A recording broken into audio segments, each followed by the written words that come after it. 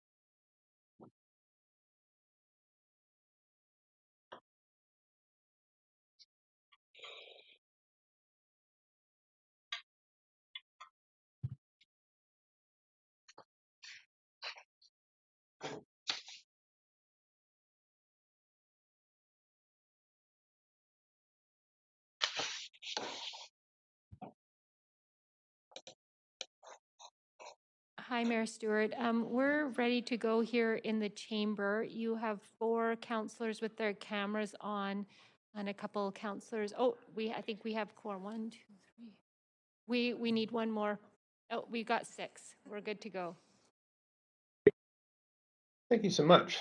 So I'm going to call this public hearing of April 14th to order. This meeting has been convened by electronic means, and as such, council members may participate in person or by electronic means.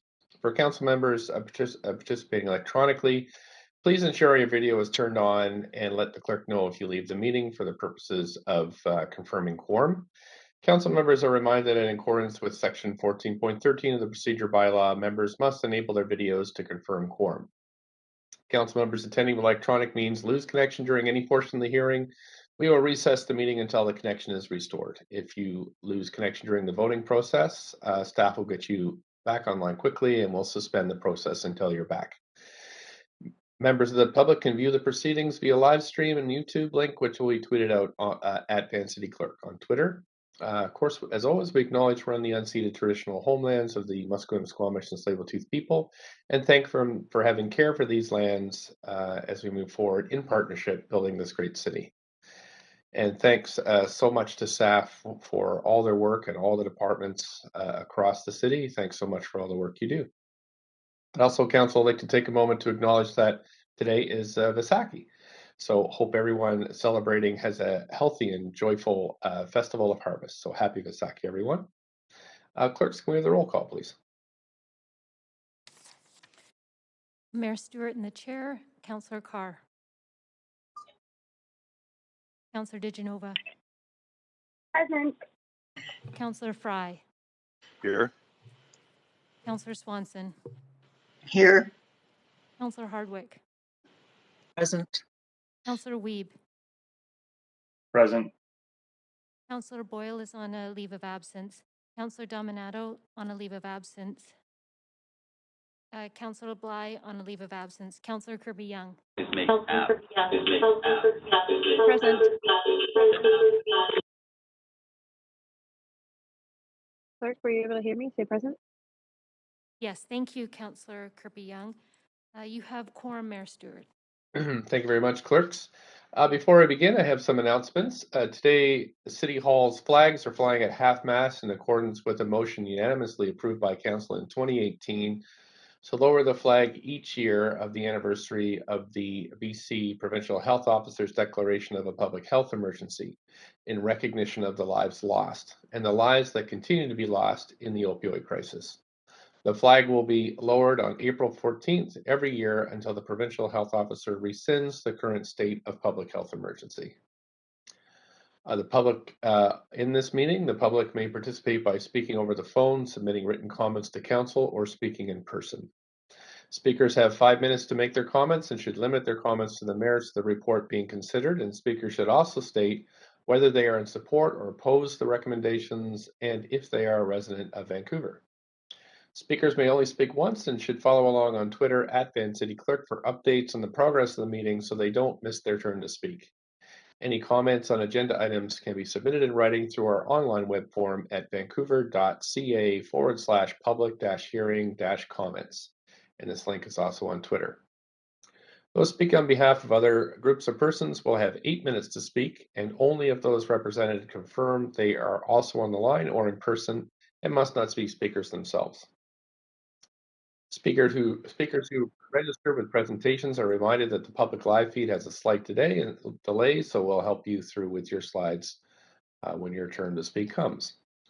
Also want to note the City of Vancouver's, we have a long-standing commitment to equity, diversity, and inclusion. Just remind Council to avoid using gendered honorifics. A reminder that Council's role at public hearing is to be a quasi-judicial body, which means Council is only to consider the merits of the rezoning application or heritage designation. Council members may ask clarifying questions from speakers, including the applicant, or technical advice from staff, which should save debate for after the close of the speakers list. After hearing from speakers, we may approve the application, refuse the application, or refer the application to staff for further consideration. Finally, if Council does not conclude hearing from all speakers this evening, we'll recess and reconvene the meeting on April 19th at 6 p.m. And Council, there are, for one of the items, there are, I think, 50 speakers, so you should book that in your calendar now, April 19th at 6 p.m. So we're going to start with the first item, which is a CD1 rezoning on West 2nd Avenue and 1751 Ontario Street. Just going to ask, does anybody have a conflict of interest on this matter? If not, we're going to get the clerk now to read the summary of correspondence and read the application.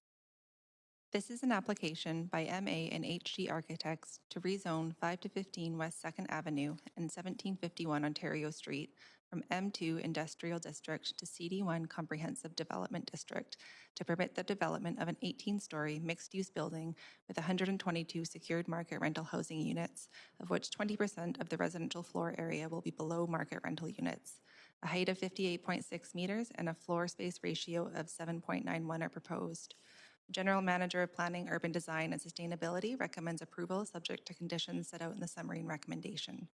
The following correspondence has been received since referral to public hearing: 21 pieces of correspondence in support, 13 pieces of correspondence in opposition, and 2 pieces of correspondence dealing with other aspects of the application. This represents all correspondence received up to 4 p.m. today. Council, we do have 2 speakers to this one, so we should probably proceed with the presentation. Any speakers for this item who wish to speak to Council, please call toll-free 1-833-353-8610, code 106-1445#. The number is on Twitter and on the live stream, and there'll also be an opportunity for those to phone in to speak or speak in person at the end of the registered speakers list. We have Nick Danford from the Rezoning Center to proceed with the presentation, and then we'll ask the applicant if they have if they'd like to speak to the application. Please go ahead, Nick Danford. Thank you, Mayor Stewart. So good evening, Council. I'm Nick Danford, the rezoning planner for the application. Just before I get started, I just wanted to bring Council's attention to the revised recommendation C in the staff report. Staff recommend that Council adopt the recommendations in the staff report entitled CD1 Rezoning 5 to 15 West 2nd Avenue and 1751 Ontario Street with an amended recommendation C as follows. That subject to the approval of the CD1 bylaw, a consequential amendment to the Southeast Falls Creek official development plan to increase the maximum floor area limit of non-residential uses, the maximum floor area in Area B, the total permitted floor area in Southeast Falls Creek, and increase the maximum height in Figure 9, maximum heights, from 38.1 meters to 58.6 meters, and otherwise, as generally set out in Appendix C, be approved. This is in order to give effect to the staff representation made at the public hearing regarding the required change to the Southeast Falls Creek official development plan. So I'll get started with my presentation. The subject site is currently zoned M2, which is an industrial zone located on the northwest corner of the intersection of 2nd Avenue and Ontario Street on the south edge of Olympic Village. The site is developed with a 2-story industrial building that contains an auto repair shop and a music rehearsal space.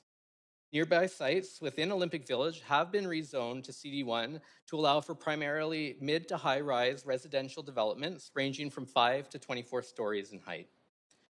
The Mount Pleasant Industrial Area is located to the south across 2nd Avenue with properties zoned I1. Generally allows for building heights up to 109 feet or 33.2 meters and an FSR of 3. There is a wealth of amenities in the area, including easy access to the seawall, as well as East, Creekside, and Hinge Parks. There are 2 childcare facilities located nearby within Olympic Village. Creekside Community Center is 2 blocks to the north along the seawall. And Main Street Science World SkyTrain Station is located approximately 400 meters to the northeast, while Olympic Village Canada Line Station is about 800 meters to the west. Rezonings in Southeast Falls Creek are guided by the area's ODP. The site is located in Area 2B of the plan, and this area is envisioned to be a mixed commercial and residential precinct that forms a transition between the industrial uses to the south and the primarily residential area to the north. The maximum building height prescribed in the plan is 38.1 meters, or approximately 13 stories. The Southeast Falls Creek penthouse guidelines also allows for additional height and density beyond what is permitted in the provisions in the plan. The below market rental housing policy for rezonings was adopted by Council in 2019 and is also applicable to this proposal. The policy allows for consideration of an additional 3 stories, providing that 100% of the residential floor area is secured as rental, with a minimum of 20% of the floor area provided at moderate rental rates. Below market rental units target households earning below $80,000 a year. The proposal is for an 18-story mixed rental residential building with commercial uses on the ground floor. The project contains 122 units with 20% of the floor area, approximately 24 units, secured at moderate rates. The proposed height is 192 feet or 58.6 meters with an FSR of 7.91. The application was submitted in December of 2020. It's estimated that 250 jobs would be generated from a project of this type and scale. A virtual open house was held in April of 2021. A total of 81 pieces of correspondence were received through the rezoning process. Comments were mixed with regards to the proposed height, density, and design of the building. While some folks did appreciate the increased rental stock being provided as part of the project, some were concerned about the loss of the artist space, which is currently in the building. Now, with regards to that rehearsal space in the building, unfortunately, given the inclusion of the below market rental units as a public benefit, there is no opportunity to acquire dedicated space in the new building for music rehearsal. However, recognizing the importance of the space to the city's music sector, the applicant has proposed an 800 square foot commercial unit that would be constructed with acoustic controls that could house a music rehearsal space. The space would be privately owned and could be leased to non or for-profit music organizations or other commercial businesses. The subject property is the last remaining tower location in Area 2B of the Southeast Falls Creek ODP. The tower is expressed as 3 progressively smaller boxes stacked atop of a single-story podium. The proposed height is derived from multiple policies, and the next few slides walk through these policies that have resulted in the proposal's height and density. So first, the ODP that was adopted in 2006 anticipated an optimum height of 7 stories. This is outlined in yellow on the rendering. Optimal heights were included in the original plan to encourage a variety of building heights within each of these sub-areas. Then the ODP specifies a maximum height permitted, which is 38.1 meters, or approximately 13 stories in this location, outlined with the red hash. With the adoption of the Southeast Falls Creek Penthouse Guidelines, building heights have consistently increased in the area, with most buildings achieving the maximum building height permitted. 2 additional stories can be considered through these guidelines, and this is outlined in blue. Finally, the below-market rental housing policy for rezonings permits consideration of 3 additional stories, outlined in green, given the rental mix proposed. As is the case with all the policies, height beyond the maximum in the ODP is conditional based on urban design considerations.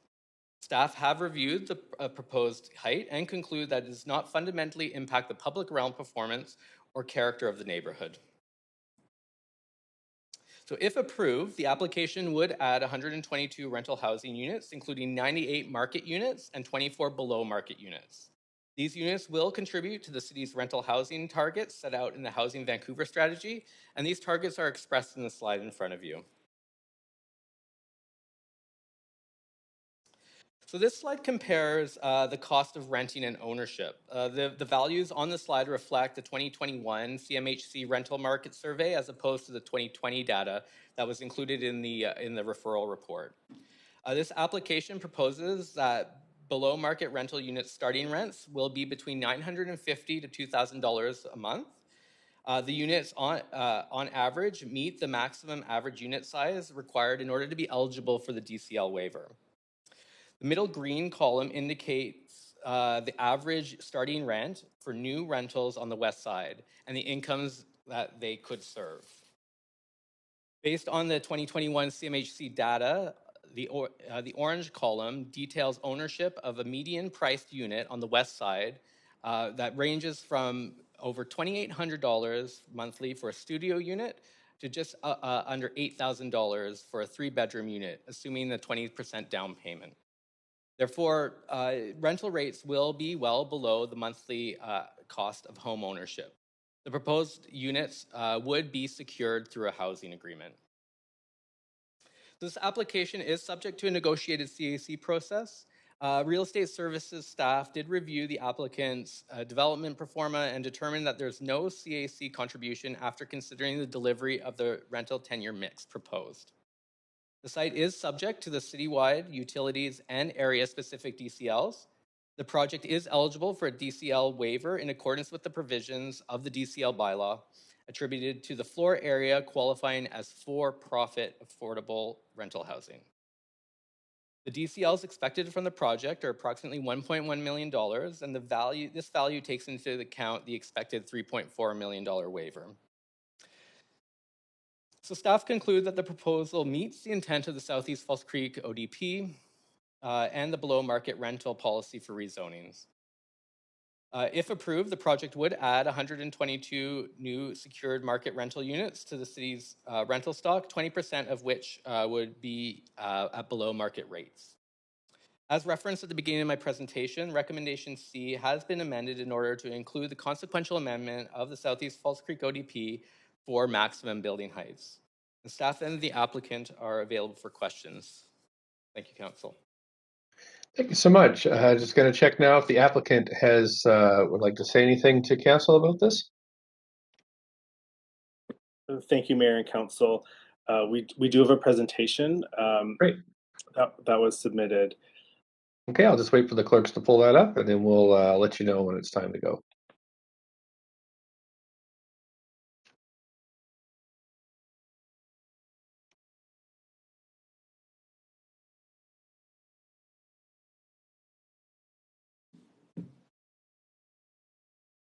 The presentation is up on the screen. Great, please go ahead. Wonderful. Thank you again, Mayor and Council. My name is James Todd, and myself with Robert Cadez represent the owners for this application at 5 to 15 West 2nd Avenue. We would also like to thank staff for their efforts to bring this exciting project forward. Next slide, please. Thank you. This slide demonstrates the history of the owners, the Sandu family that immigrated to Canada in 1964 and in 1967 purchased 5 West 2nd. The family is a familiar immigrant story with modest beginnings and long hours working to building their lives in Vancouver. Today, they are looking to the future and wish to continue being stewards of the site, as well as being an integral part of the community for generations to come. Next slide, please. Thank you. This slide demonstrates why we believe in this project so strongly. In terms of rental renewal, in our research, Olympic Village is among the least affordable neighborhoods in Vancouver, with a vacancy rate between 0.5% and 1%. And this has the distinction of the highest average rental rates in the city. In terms of the upcoming plans, the policy which staff have presented today allow for this proposal to exist. Without city support for additional height and commensurate density, we would not be able to offer a secured rental building with truly affordable units for rent. And finally, rental housing next to job growth. Olympic Village is at the heart, as we know, of one of the largest tech hubs in the country, with downtown, the False Creek Flats, the Mount Pleasant employment lands, and the Broadway corridor. We'll need more housing, more rental housing, and more affordable housing to make Vancouver an equitable place to live. We hope that the project finds support for its proposed secured rental and affordable housing options. Thank you for your time as I introduced our architects, MA plus HG architects. Great, thanks very much. Just going to check with council now. If you have questions for staff or the applicant, this is the time to ask them. However, you could wait until after we hear from speakers to ask questions to staff. So this is your only chance to ask questions of the applicant. Councillor Kirby-Young, up to 5 minutes, please. Oh, pardon Yeah, me. thank you. Our architects have a continuing presentation as well, just to walk through. Okay. Pardon me. That's no problem. We'll hold on there, Councillor Kirby-Young. We'll just see the rest of the presentation and come to you. Thank you. Thank you, everybody, and thank you, James, for the introduction. You can move to the next slide, please. My name is Harley Gresco. I am a principal architect with MA plus HG Architects, and we're very pleased to provide a very brief presentation for you today. You know, when the owners first approached us back in 2019, they wanted to discuss their vision for one of the last remaining development sites in Olympic Village. Their goals were twofold, really, to provide truly affordable housing to a community and city that needs it, and two, to provide an innovative and legacy project for the family by creating a bespoke architecture that is unique. This was a really refreshing and exciting proposition, and ultimately formed the basis for why our practice was excited to take on this project. As you can see here, we started with studying and reflecting on the neighborhood. We were particularly inspired by its historical context, specifically the warehouse and industrial legacy of the site. As you'll see, this formed the basis for the architectural form making of the work and led us to question, how can this project reinforce some of the neighborhood's lost heritage? Next slide, please. We put together a few diagrams to help illustrate how we came about the massing on the project. We interpreted the site actually as a neighborhood infill site, even though it's actually located on a corner and is surrounded by contemporary development. We truly felt that it was our responsibility to imagine a building that could address the datums of its immediate context directly. The diagrams as you see here help illustrate the massing. On the top left, that's our kind of step one, where we start with the expected or typical tower massing of this neighborhood. In this case, as you see here, it's a simple 16+2 configuration. On the right, that's step two. That's when we broke the building in vertically into 4 sections that are meant to directly address the heights of the adjacent buildings on all sides. And on the bottom left, that's step 3. We then reduced each mass by tapering the sections as the building moves up. And then on the bottom right, step 4, each block is then shifted really to ameliorate its impact on the block to reduce the shadowing while also paying specific attention to the neighboring courtyard to the north and East Park, which is further northeast. Next slide, please. As you can see here, the varying heights of the tower massing, as Nick has pointed out, have been set to relate to the surrounding context in a unique way. The pink lines here indicate the height relationships of the adjacent buildings to help clarify those relationships. Also, the public realm is truly important here. We provided for a generous CRU on West 2nd, featuring large openings to the street, as well as a small CRU is provided on the north end of Ontario for a smaller operator. Additionally, the main residential entry is located on Ontario to ensure that it conforms to the quieter street adjacency. Next slide, please. The creation of a public pocket was a collaborative effort between ourselves, our city planners, and public feedback. The pocket expands a mid-block pathway on the neighboring site to the west. We set back the podium massing here to enable a southwest-facing public pocket while enabling the adjacent CRU to open onto this space. So this is sort of a feature, a public feature that we wanted to highlight. We have another one on the next slide.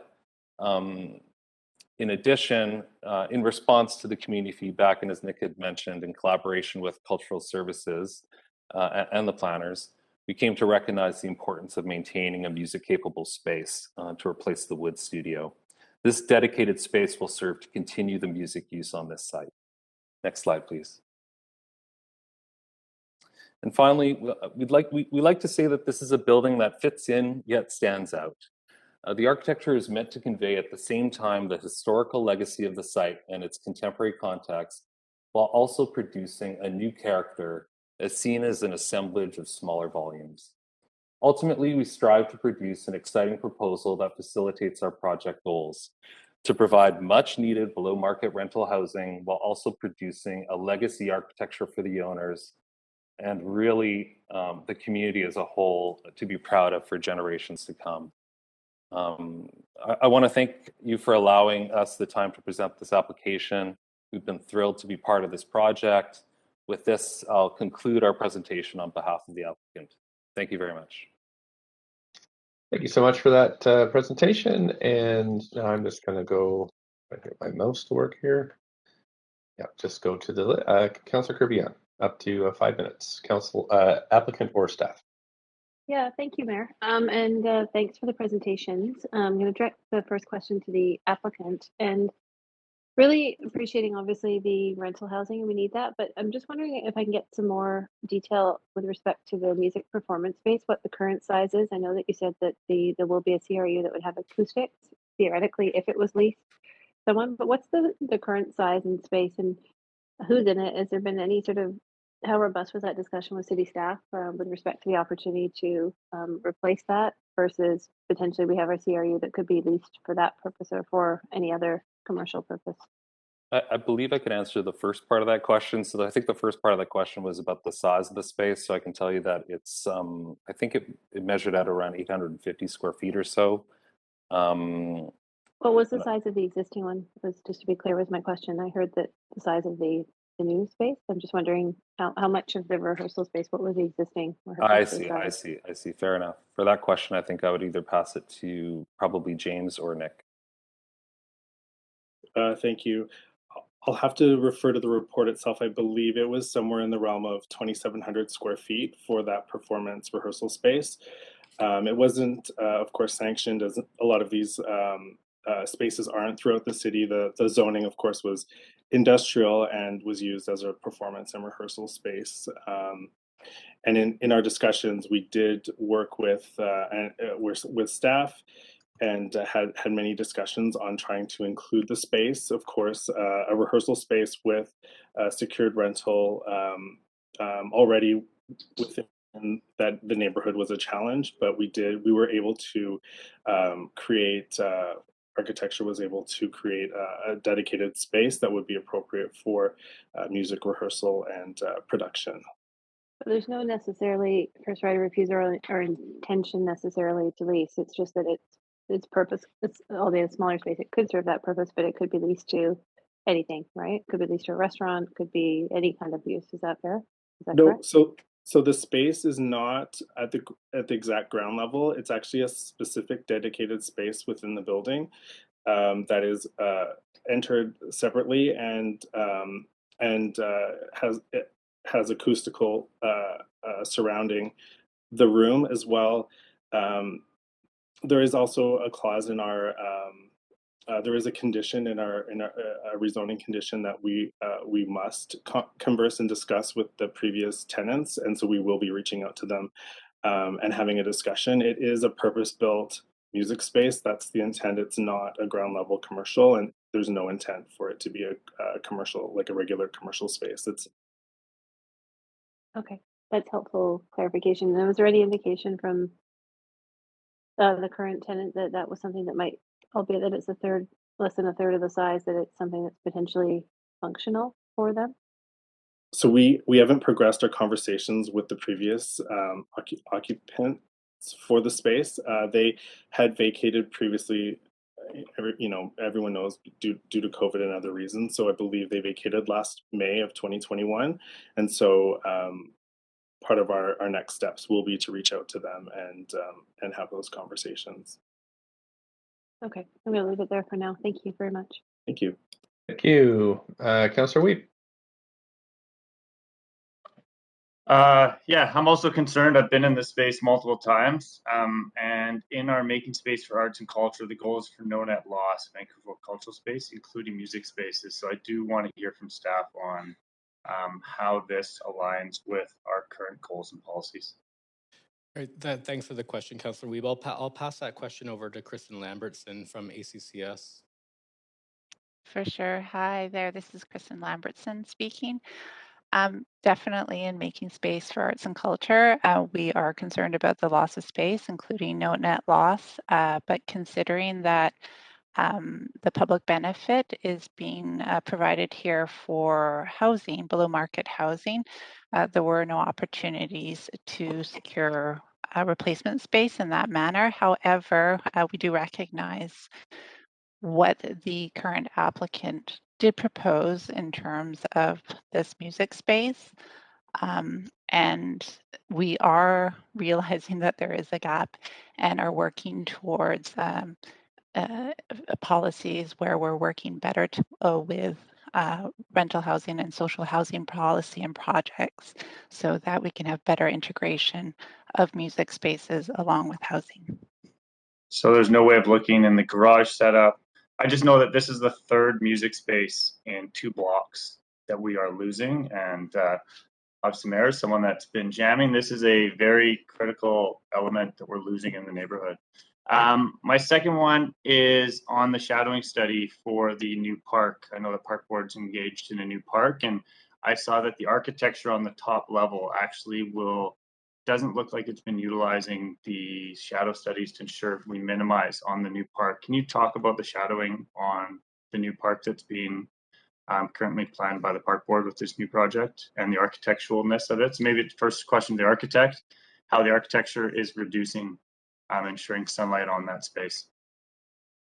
Sure, I can speak to that briefly. I think Nick actually probably had the best slide that showed this, our intention there. But in general, the building, as you saw, kind of the forms actually taper.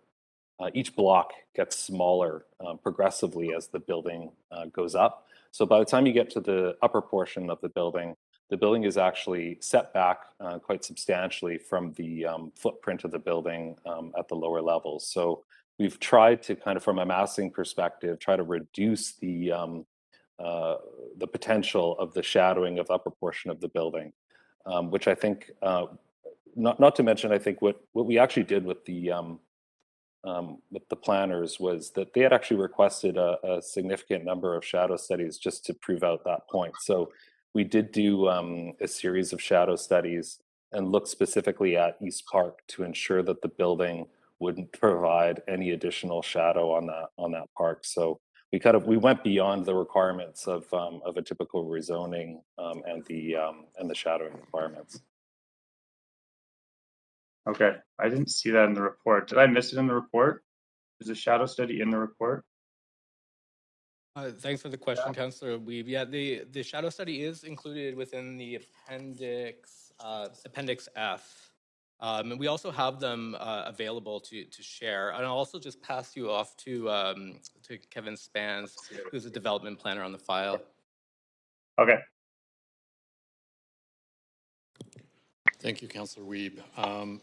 Did you want us to share the shadow study up on the screen? No, I've got it. It was right on my screen. I mean, I'm surprised an 18-story building is not shadowing over a block, but yeah, it was. I mean, it's a critical consideration when we look at the form of development for a building, especially when they're proposing to go above a maximum height in an ODP. So I'll direct your attention to 2 p.m. on the equinox. That's sort of the worst condition caused by the massing of the building, and this is verified by staff. And as you can see, it doesn't extend beyond the boundary of the park. okay, so throughout the summer, we're not going to see any shadowing on the park? The shadowing will actually reduce through the summer. So between the equinoxes, the length of the shadow of the tower will actually pull closer to the tower. Okay. So in short answer, no. Okay. And can you talk a little bit about how we've been able to stack that? You talked about a little bit in the presentation, but I was surprised that the optimal height from the OCP was 7 stories. What was the reasoning for creating that as the optimal height? I'll direct that to my colleague, Nick. Thanks for the question, Councillor Weeb. So optimal heights were included in the original ODP in order to create variety in the sub areas of the ODP. It didn't take into consideration any of the tenure, like potential tenures, so say strata versus rental. So yeah, it was included in the initial plan just in order to create some variety within the sub area. Thanks so much. Okay. Councillor Carr. Thanks, Mayor. So to the applicant first, I'm interested in why there was I'm assuming there was a choice between sort of fulfilling the no net loss of art space versus affordable housing. So can you walk me through how you made the decision in terms of going for the housing over the art space in terms of a priority?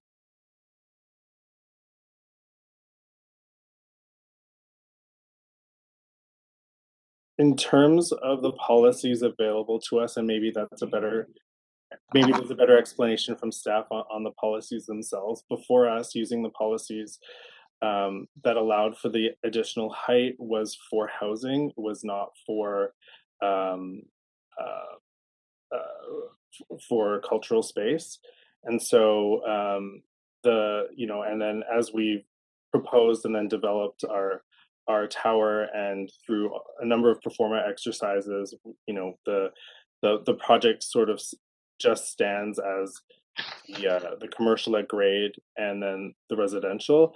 The introduction and listening to our original proposal that we went to the public with did not have any music space, and so we did listen and really did our best to include a music space. So that was added later, but in terms of the height and the density is derived from the residential, and those are the policies that we were following. And the residential as well for the neighborhood, we believe matched with the adjacent towers and buildings. Great. Thank you. That's very helpful explanation. I'll sort of request staff also answer that question, only from perhaps a bit of a different take, which is to staff. Understanding that there are incentives in terms of increased height to get affordability, more like units that are affordable, and I do support the MERT program in that it does really attach affordability at 30% of a household income, which is the standard definition. I'm interested in 2 things. Number one, just verify for me that there is vacancy control on those 24 units.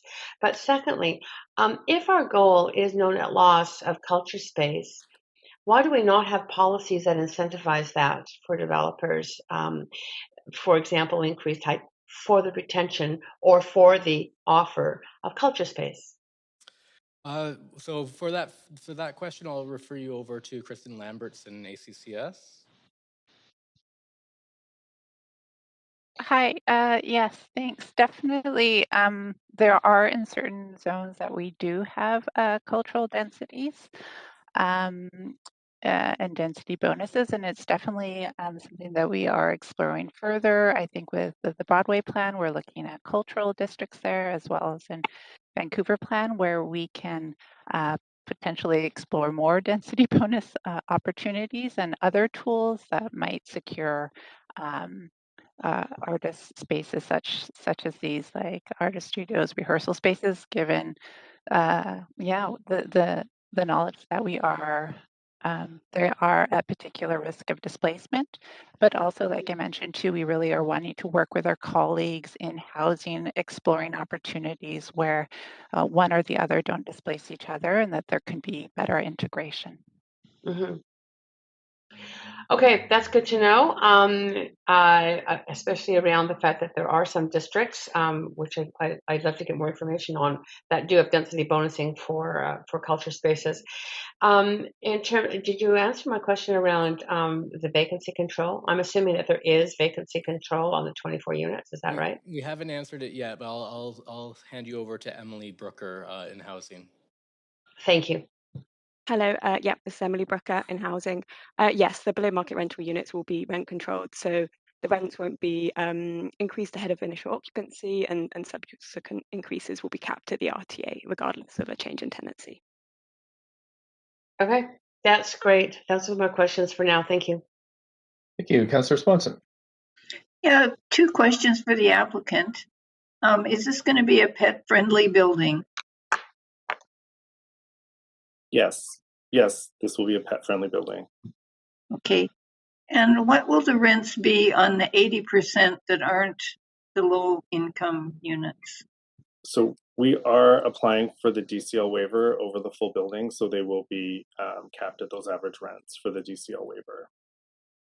And has the owner owned this property since we got it, since the pictures that you showed? Since 1960, I believe 1967. So it's worth about $17 million now.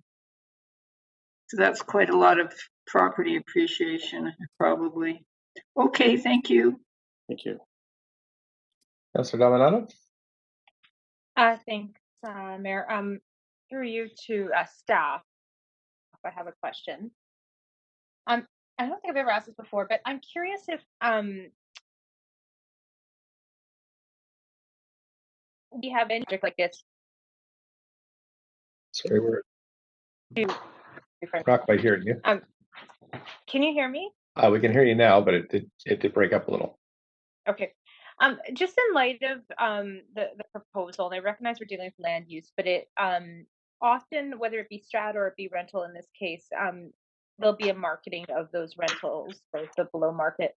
Do we have any ability to prescribe that when these rentals are marketed, that while there are schools in the area, that those schools are at capacity, and just recognizing that they are oversubscribed, the existing schools, and we're still waiting on Olympic Village School.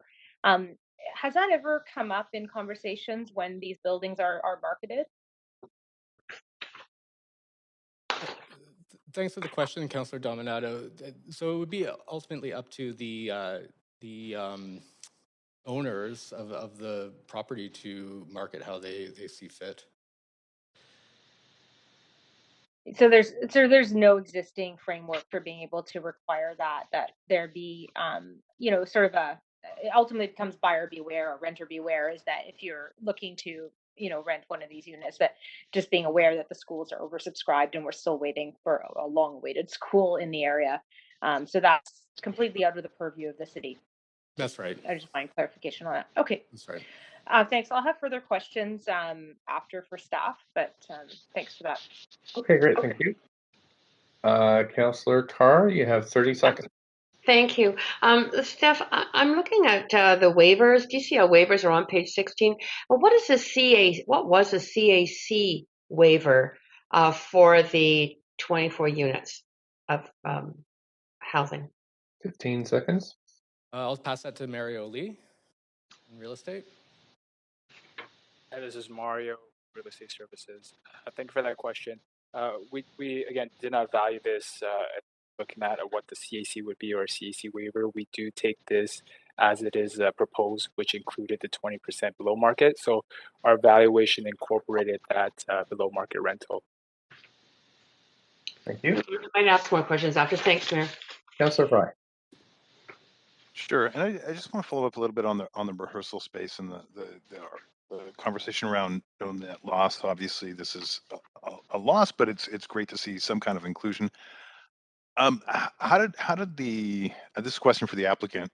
How did you arrive at the idea of including this rehearsal space if this wasn't a stipulation of staff? Was this of your own sort of volition? We, like any project, and this family particularly being stewards in this neighborhood for a very long time, the rehearsal space, as mentioned, was not sanctioned under the zoning, right? And so they had worked with those folks and accepted them as tenants for the time that they were in the building. And then through the redevelopment process, we assessed the site based on the applicable policies to make a rental building with truly affordable rentals viable. And this space is not a viable sort of use anywhere in the building. And so, but also hearing that this is a space and a use that the community wanted, staff did have involvement and encouraged us to see if there was a way forward. And it was actually our architects that came through and said, we believe we can come to a solution here to create this space. And of course, the owners and ourselves jumped on it and said, yes, absolutely. If we're able to include this space in the project, let's do it. We recognize it's not a complete replacement, but it does. It was included, and it is something that we were very excited that we were able to provide here. Yeah, for sure. And were there barriers? I'm curious because I would love to see this replicated more often, for sure. So, what kind of barriers did you encounter? Yeah, I mean, this isn't typical. No, for sure.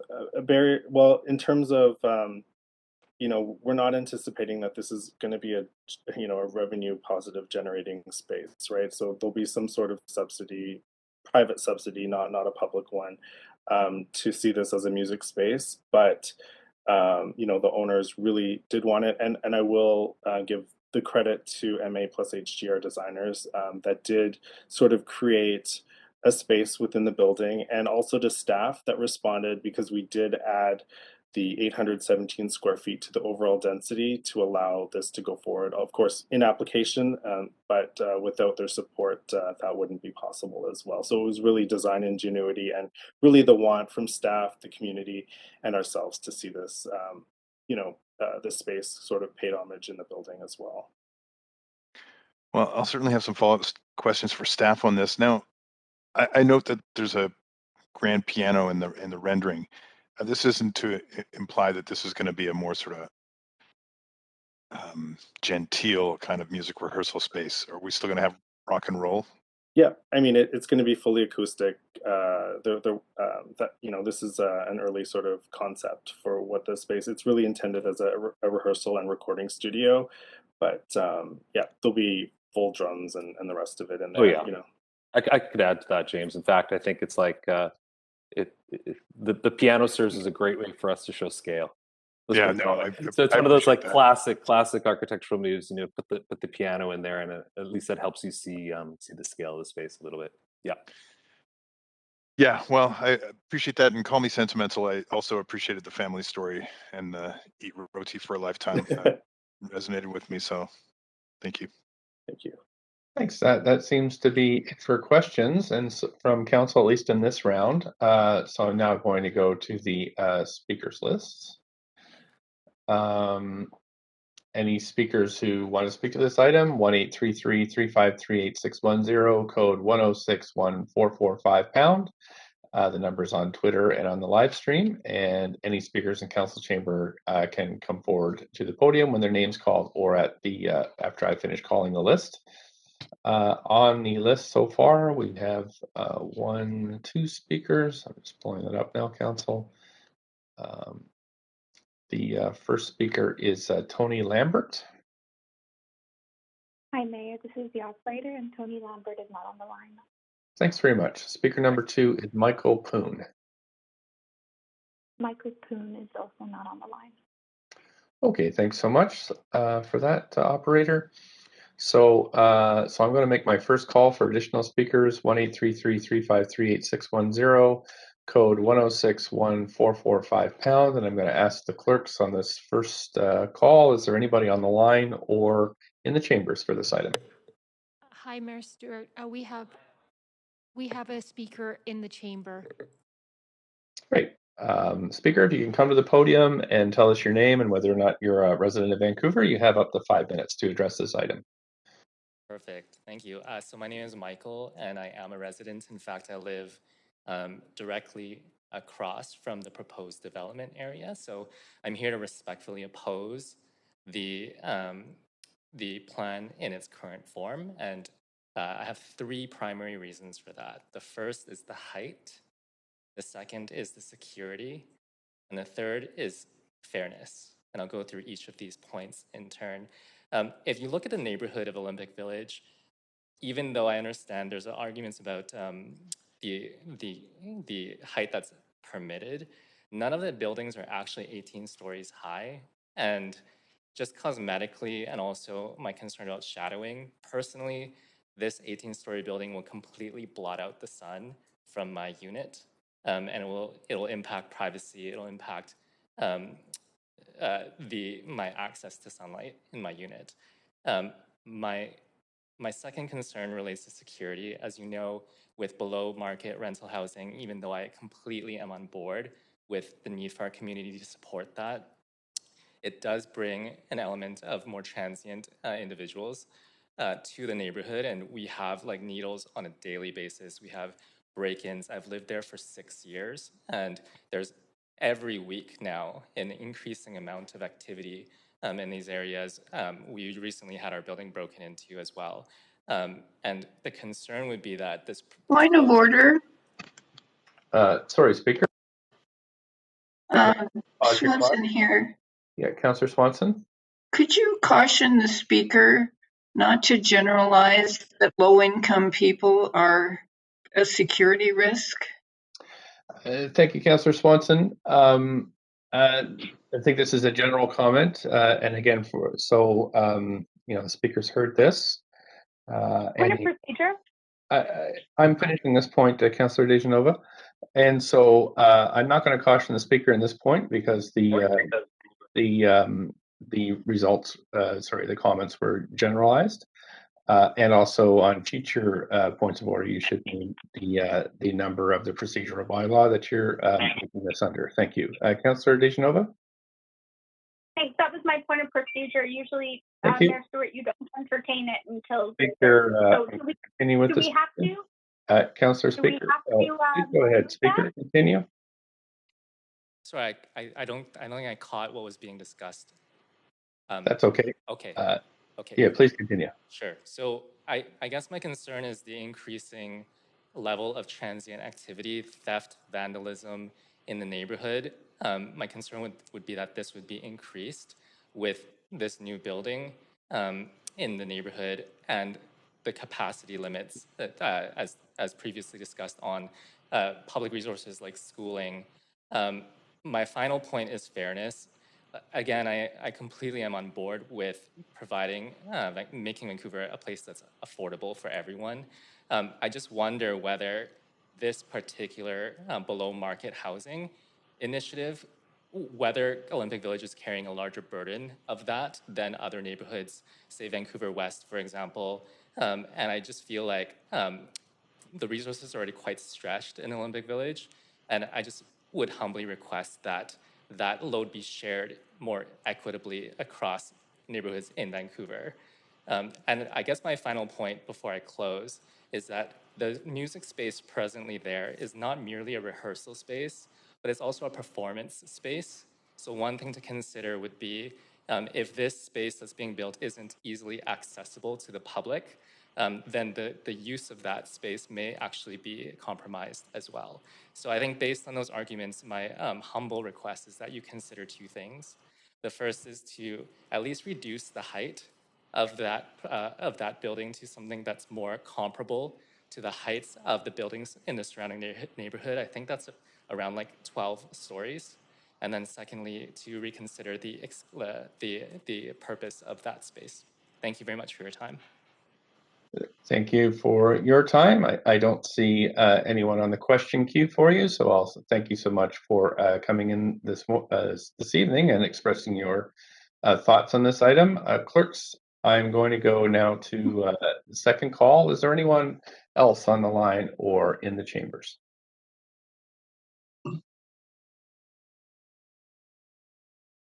Hi, Mayor. No additional speakers on the line. Great, thanks so much. So I'm just going to read the number out again: 1-833-353-8610. Code 1061445 is how you access the call-in. And what I'm going to do now, Council, is make my third call, but I will give us 5 minutes for speakers to call in. So it's 8:56. We'll come back at 7:01 to see if there's any further speakers. Thank you.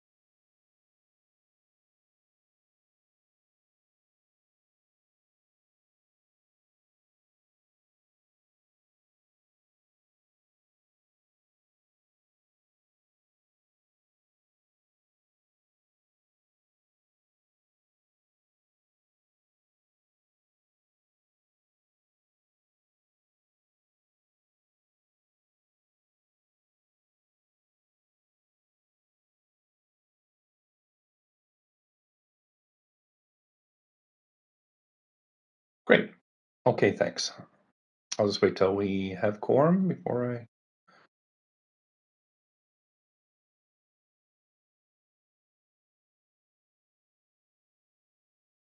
Not quite there, are we? Just get councillors to turn on their videos if you're in range so we can get back to quorum and hear the last two speakers on this item. 1, 2, 3. Okay, we've got quorum now. Thanks. So go ahead, the speaker number 1, if you could tell us your name and whether or not you're a resident of Vancouver. Hello? Hi there. Perfect. My name is Taylor, and I am a resident of Vancouver. Please go ahead. Up to 5 minutes. All right. Well, I would just like to say that I am opposed to this proposal, as I feel that during this dire housing crisis that's plaguing our city, that 24 units of below market housing where a studio is $950 and a 2-bedroom is close to $3,000, that's still not adequate to address the issue. 24 units will not address the issue for houseless people or for those who just want affordable housing, especially if they are working class individuals, not so much transient individuals. Thank you so much. Thank you. I don't see any questions for you, so thanks very much for participating today, and we'll go to the next speaker. Speaker number 2, if you could state your name and whether you're a resident of Vancouver. My name is Helen. I'm a resident of Vancouver, and I actually live in Olympic Village, just 2 blocks away. I know the building really well. I walk by that block at least once a week. I think that the new building will be a huge benefit for the community. I actually live in a building that's about 20 stories, and I know there's many other buildings in this area that are of similar height. So I think that it's going to fit in there well. I also walk by East Park almost every day. I know and I see that the actual section of the park that most people actually use and interact with are on the north end.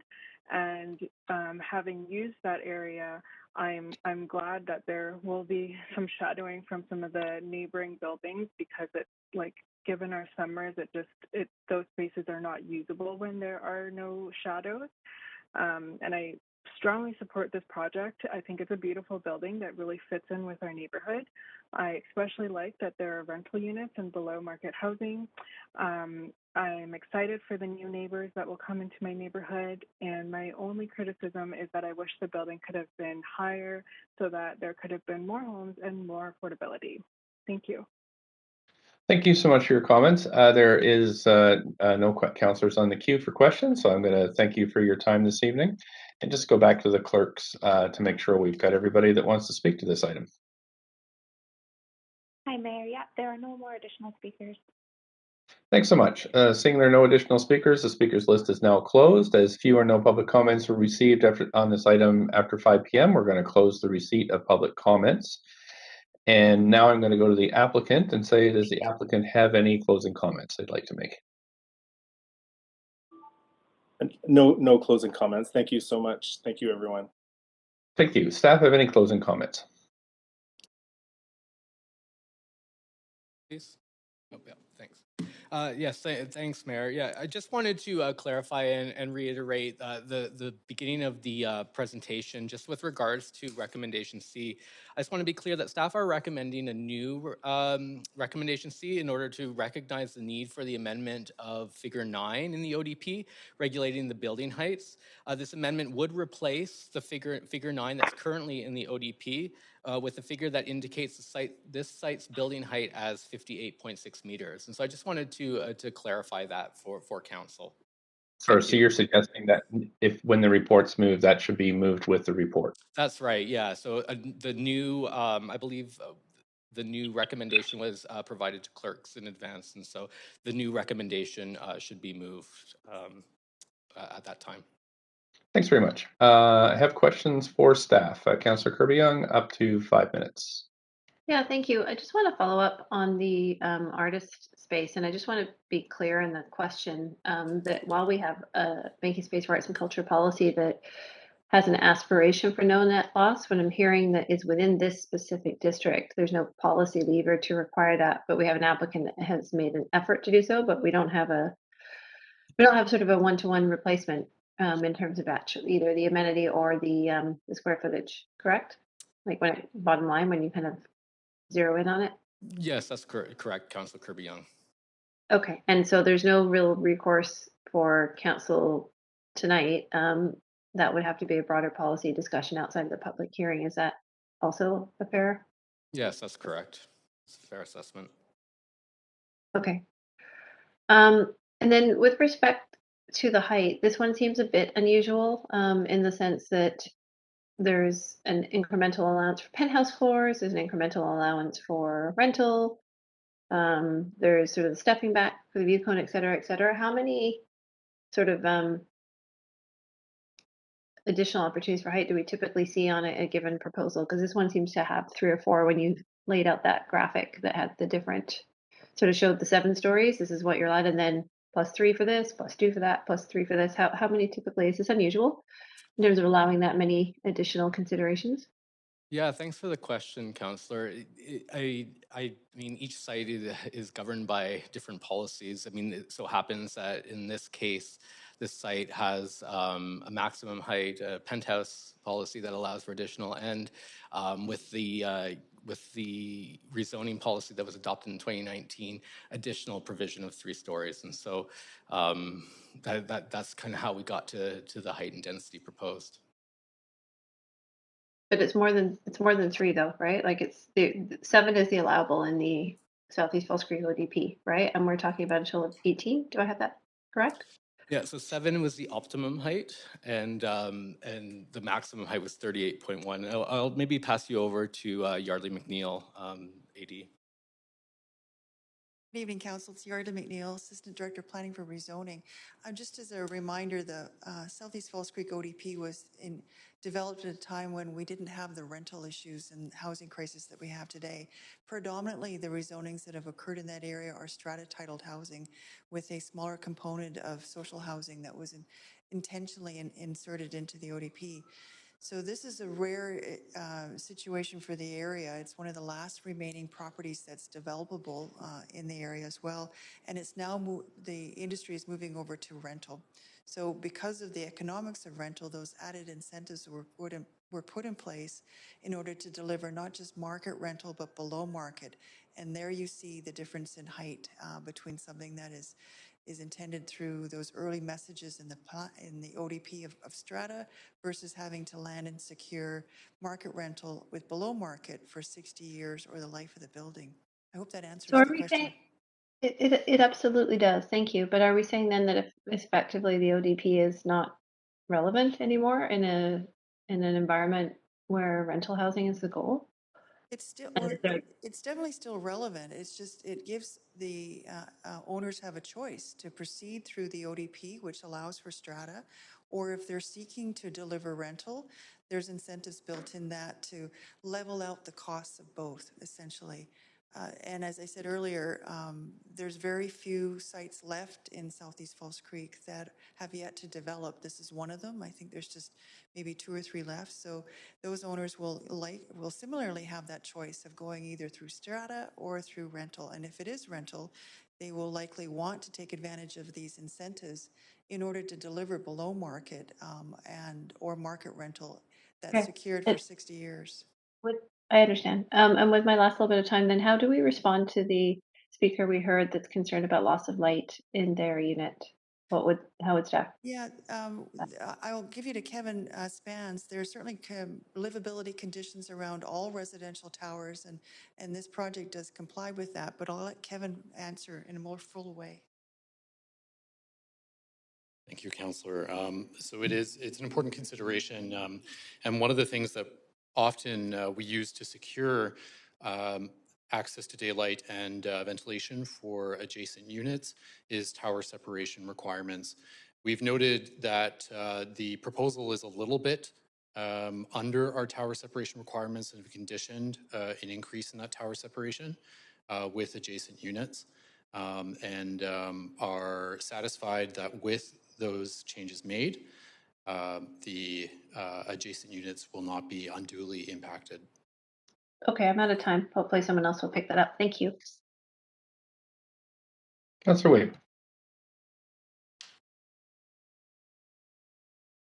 Sir Weep? Yeah, I'll follow up on that question. In the panel's commentary from design panel, they did talk about the tightness of the building to the north. Can you talk about what was done to ensure that there was proper tower separation on the north building? Thank you for the question, Councillor Weeb. Again, this is something that is reflected in the design development conditions, the conditions of approval for the rezoning. So in response to the UDP, the applicant didn't amend their application. They typically don't. We take the advice of the UDP and reflect those in conditions of development. So we have conditioned that the applicant do design development to introduce a minimum separation. Okay, so they'll meet that in the next component of it. There's also components in the panel's discussion about the livability of the lane. Can you talk about how that can be enhanced as well, recognizing that there's a lot of garage and parking? Can you talk about the increase in the livability of the lane? Thank you, Councillor Reeb. I'm going to have to think back on when I was at the UDP to think about what they were referring to specifically. But one of the things that we've noted as being worthy of revisiting in the design is a response at the lane that acknowledges that there are residential units that are oriented toward the lane and an outdoor amenity area that's oriented toward the lane for the adjacent building. There's also that through walk that was addressed by the applicant's presentation that links the lane with Second. And we've anticipated or we've conditioned further design development of this building to respond to that, to ensure that every kind of public facing part of this building at grade is responding to the needs of the pedestrian and the community first. So yes, that's something that we'll continue to be focusing on in the DP stage. Okay, and obviously the bike connections are important on this, so that will be part of this public realm planning, because it did say a lot of the panel's comments about improving the public realm. I'm sorry, could you repeat your question, please? Is it in the panel's discussion, it talked a lot about public realm, so I appreciate that that will be coming forward. The bike lane, I know that this is a very busy component of it. I'm assuming that there will be proper treatment to ensure that there's good bike lane access going past this project. I'll hand that over to my colleague Nick from rezoning.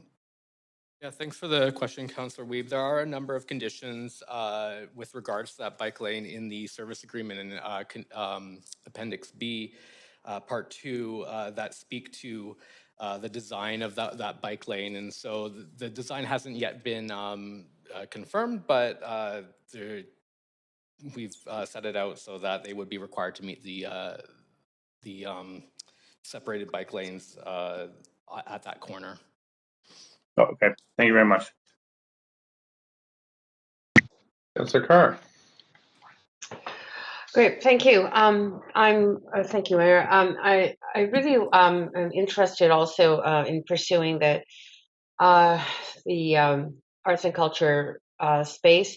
Steph, at the very beginning of the questioning, you talked about it being about 2,000 square feet, but in reading the report, it says that there's 2,000 square feet, but there's also 2,700 square feet in the basement. Is that, am I right in saying, in assessing that that is actually a lot more, like 4,700 square feet that's available for arts and culture? Right. So thanks for the question, Councillor Carr. So there's two spaces. There's a studio space that was a music rehearsal space. So that was a business. And then there was an unsanctioned music space in the basement that was larger. And so those two spaces combined do reach the square footage that you have quoted. So there were two separate spaces. Yes, I understand that. Okay. Just wanted to be clear that, you know, we are talking about a fairly significant amount of arts and culture space. This district actually has a fair amount of arts and culture space. So you talked in in answer to a question earlier about the fact that there are different public benefit strategies in different parts of the city. Is this area not an area that actually does have a fair amount of arts and culture space currently and historically? And what would be the impetus for staff to look at the potential for this area of having some density bonusing for arts and culture? I'll hand that over to Kristen Lambertson in ACCS. Hi, yes, this is Kristen speaking. Definitely, thank you, Council Carr. You've pointed to the fact that industrial areas like this zone is very key to arts and culture production, and there is the worry about losing these spaces. So definitely looking at these types of areas within Van Plan in order to figure out, and also Broadway Plan, which is adjacent to, in terms of securing some tools, like you mentioned, density bonuses, et cetera, that can be used to help incentivize and protect against displacement. I look forward to seeing that in the upcoming Broadway plan and the Vancouver plan. Thank you. That's for my questions. Thank you. Councillor Dominato. Thank you. Yeah, just a couple of follow-up questions just around the sort of designated sort of music space. What I heard is that it could be used for market or non-market use. But I'm curious if staff had any conversations with the applicant around having, similar to what we have in the case of the non-market rental, you have a housing agreement, you have a covenant. Could you have had a covenant related to that music space? So it would be served for more of a below market use. I'll hand that question over to Kristen again. Thanks, Kristen. Yes, I mean, we were having these discussions, but with the applicant, there's no requirement that we could really move forward on this, given that they are meeting what the requirements are in terms of public benefit with the housing. So there is more work to be done, but the applicant did provide the space, and it will be acoustically developed, but that's where we landed at this point.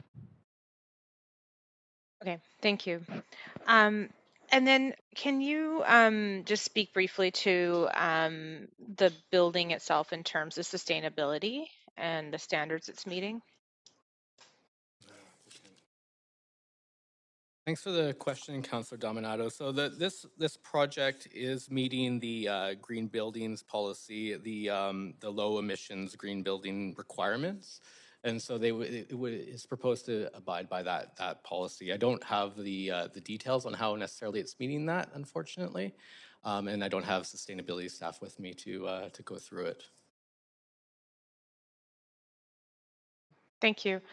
And I guess just picking up on a thread is it seems that with this proposal and application that there's a number of exceptions being applied. And I'm just curious if you could expand on that in the context of the ODP.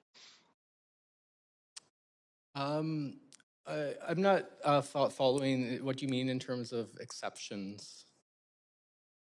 I think in terms of the additional height, and you spoke earlier in terms of the distancing between buildings, and so I just wonder if you could comment on that a bit more. Yeah, so the height and the density that's being proposed is not really necessarily an exception. I mean, I would categorize it as compounding policies that have resulted in the proposed density and height. And I'll let Kevin Span speak to the distancing. Thanks, Nick. Thanks, Councillor Dominato. I just want to clarify, we are entertaining no exceptions to our building separation policies in Southeast False Creek with this application. Okay, thank you for clarifying that. Councillor Dejanova. Can you hear me okay, Mayor Okay. Stewart? Yep. Great, thanks. A couple of my questions have been answered, but one that wasn't is another councillor had asked staff if there could be considerations in this project for cultural density. I just wanted to clarify that that would require another public hearing, would it not? Yes, that's correct, Councillor Dijanova. Okay, so really, if this project were to move forward at the affordability that's currently proposed in the referral report, and as has been stated tonight, then we would have to move forward now, or that could all change. Is that correct? Yes, that's correct. Thank you very much for answering that question, and I'd be happy to move the motion if I'm the last person on the queue. If not, No, Councillor Swanson is on the queue. Oh, sorry, I can't see that right now. My Crestron has frozen. I'll try and back up and come back. Thanks. Councillor Swanson. Yeah, I'm just wondering if the rents of the penthouse also have to comply with the DCL rent limits. I'll pass that question over to Emily Brooker. Hello, yep, Emily Brooker here. So all units will be secured rental units, but just to clarify, it's just the below market units that will be at those moderate income rental rates. To qualify for the DCL waiver, the remaining 80% of units won't be restricted. That's per the DCL bylaw. Yeah, thank you.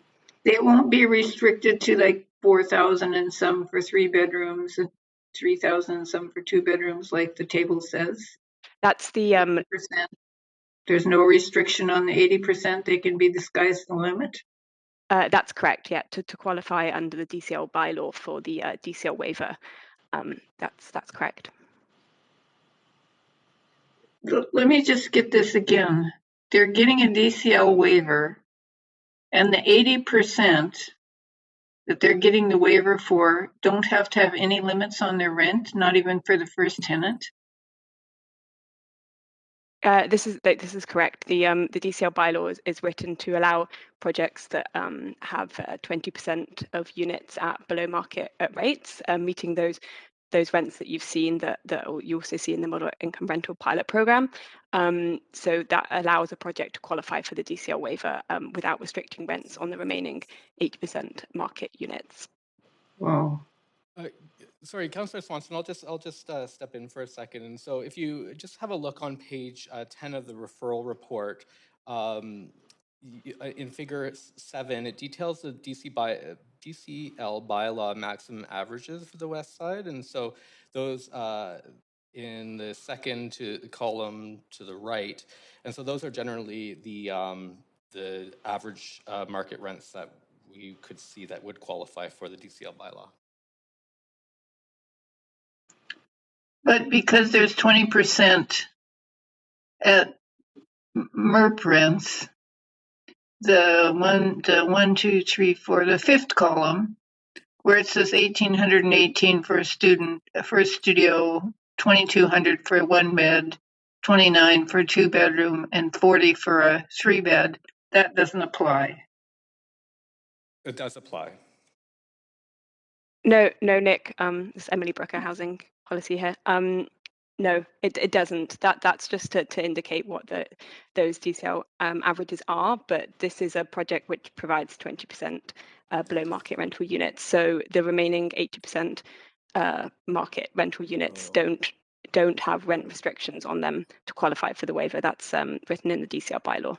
Okay, so sorry about that, Emily. Yeah, Emily is correct. Sorry about that. Sorry about the confusion.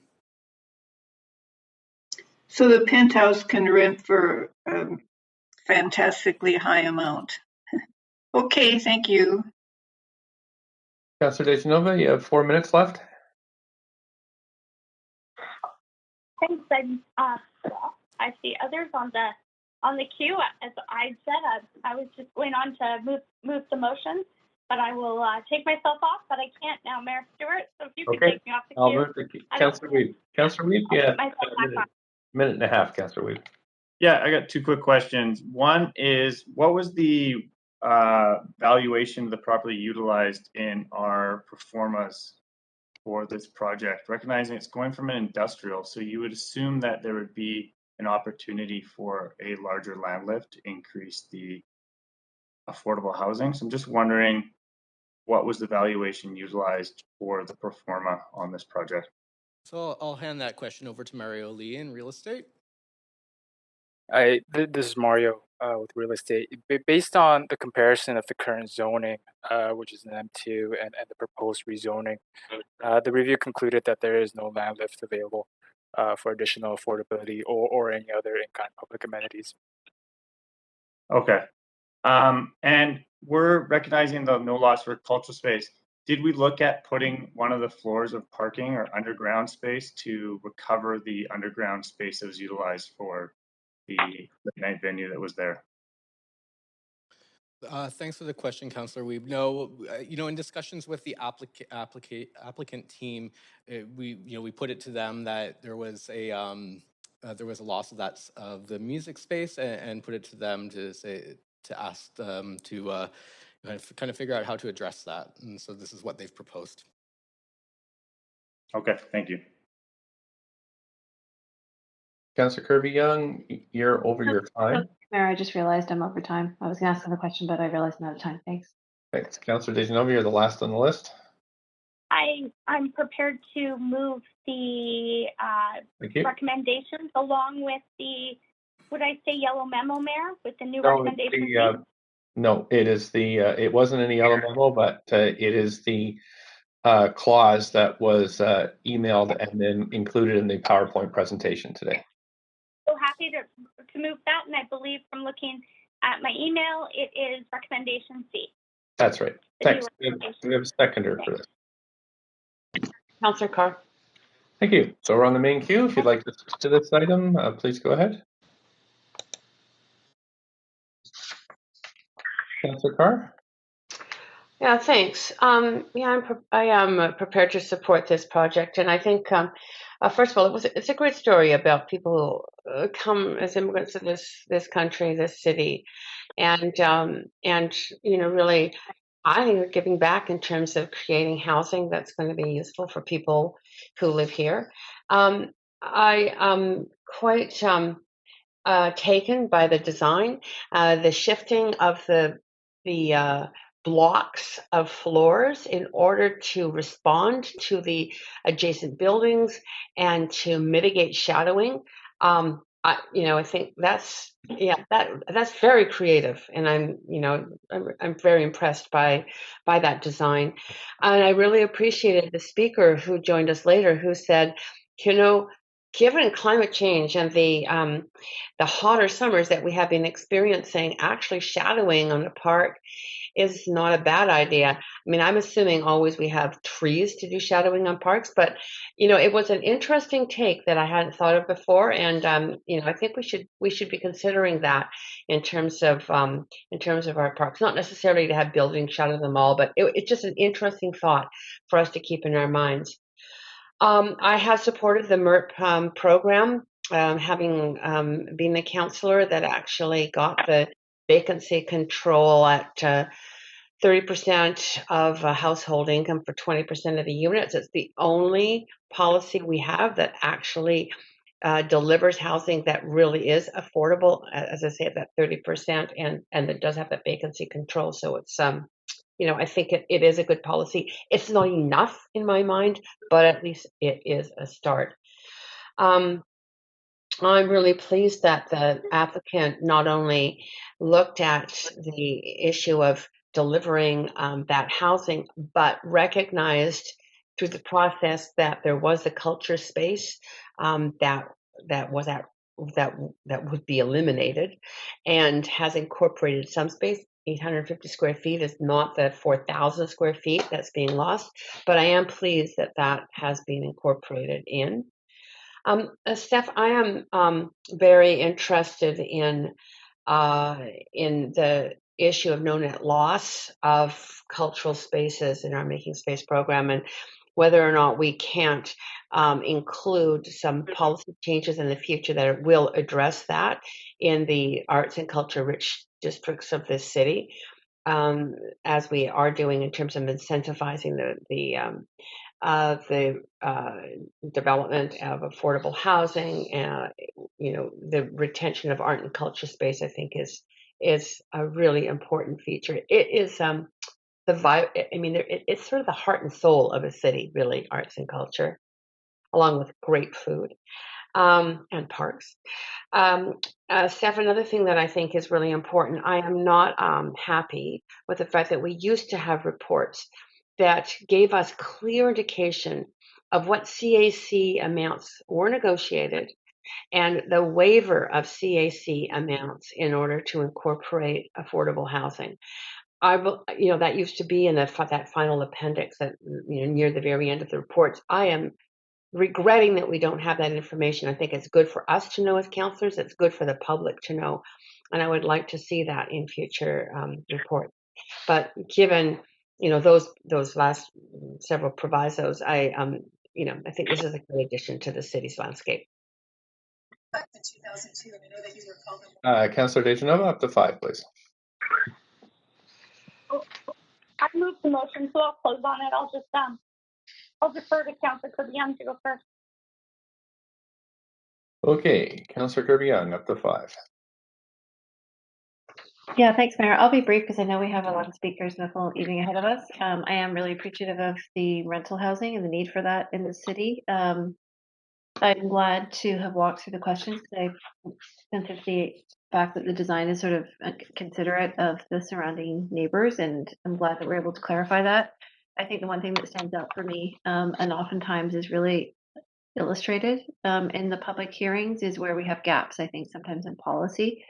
And I think that as we have vigorously been pursuing a housing priority agenda, I think it points out when you're losing things like arts and culture space that can come with consequences in terms of overall livability and cultural and civic amenities. And I think that's the gap that's really identified in the policy here with respect to making space for arts and culture and that loss that we see happening. And it's very difficult to get it back and build those spaces again. So that's definitely something that I'm taking away from this conversation. Although I would say that while not required, I did appreciate the comment to the applicant, not just in providing a space, but in the comment that was made that stuck with me in terms of their intention that would not be a positive revenue generating space, but they recognized it had utility and community value. So I think within not having necessarily the full policy levers in place here, it's not a sort of a complete loss. It's just not a replacement necessarily at the same level. So just wanted to kind of add that recognition in terms of that. But I will support the project because we need the housing. But I am looking forward to more policy discussions around the arts and culture space. Thank you. Councillor Swanson. Yeah, I don't really like this. I agree with the speaker, Taylor, that there's not enough affordability. We've got half of renter households with household incomes, or median renter household income is 50,000. And even the cheap units in this building aren't going to kick in until you've got 38,000. But the project won't gentrify because the rents are already high in that area. And we do desperately need the 24 units, and the vacancy control is good. I wish we had different policies and that those policies required more affordability. But in the absence of those, I'll go for this. That's it for me. Councillor Hardwick. Well, speaking of those policies, we continue to make decisions based on questionable policies. I'm reminded of Noam Chomsky's remark, don't take assumptions for granted. Begin by taking a skeptical attitude towards anything that is conventional wisdom. Make it justify itself, it usually can't. So In this case, again, I am forced to abstain. And I will quote the remarks that I received from the city solicitor to explain the rationale. There is a technical approach where it deems an abstention to be a vote in favor, which it is, but it clearly reflects a councillor's state of mind concerning an issue. And in this case, the councillor may feel that they have insufficient information on which to base a supporting vote. And that again is the case here. And I wanted to be very clear about that. Thank you very much.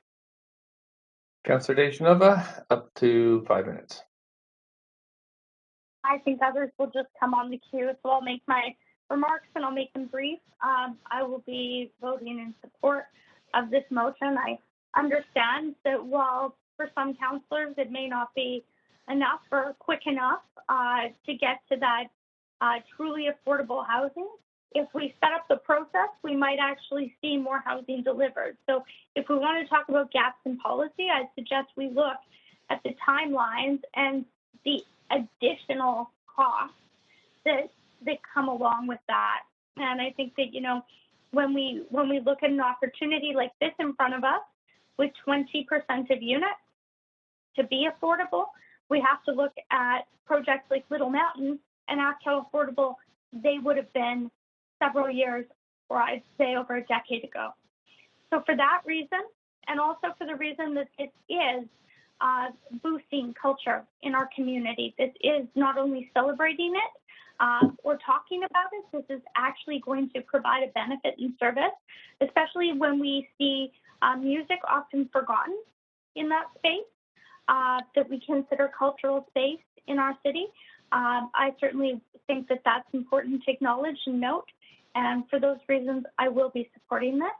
And I know we have a number of speakers for other items, so I'll just leave it there. Thanks, Mayor. Councillor Weave.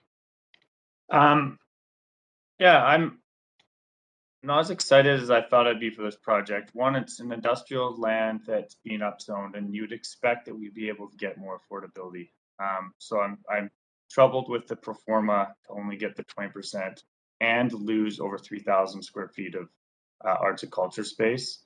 So for me, there's a few lost opportunities here. I also, listening to the DCL waiver, the fact that we are not getting even minimal affordability for the significant money that won't allow us to fund the amenities we need in the neighborhood, as well as recognizing that school capacity in that level is outrageous right now, and we need that school built. So for me, when we do these DCL waivers, we are struggling to fund the amenities needed for facilities like this, and losing arts and culture, the livability to me is difficult. I understand the problem with the affordability, and I agree with Councillor Carr. It is really important that we showcase how much we are giving up for the affordability, so we actually know and can quantify how much we do as a council lean in to support affordable housing. I will be voting for. Thank you.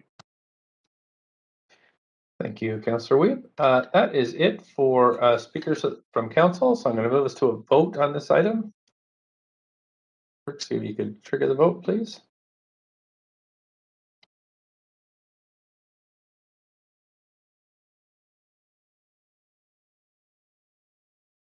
Councillor Dejanova, Councillor Kirby-Young.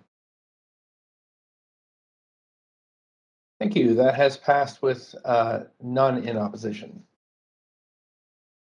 Thank you, Council. We're moving on to our second item now. This is a zoning and development bylaw amendments to support patio program for businesses on private property. And I'll just ask now, does any member of council wish to declare a conflict of interest on this item?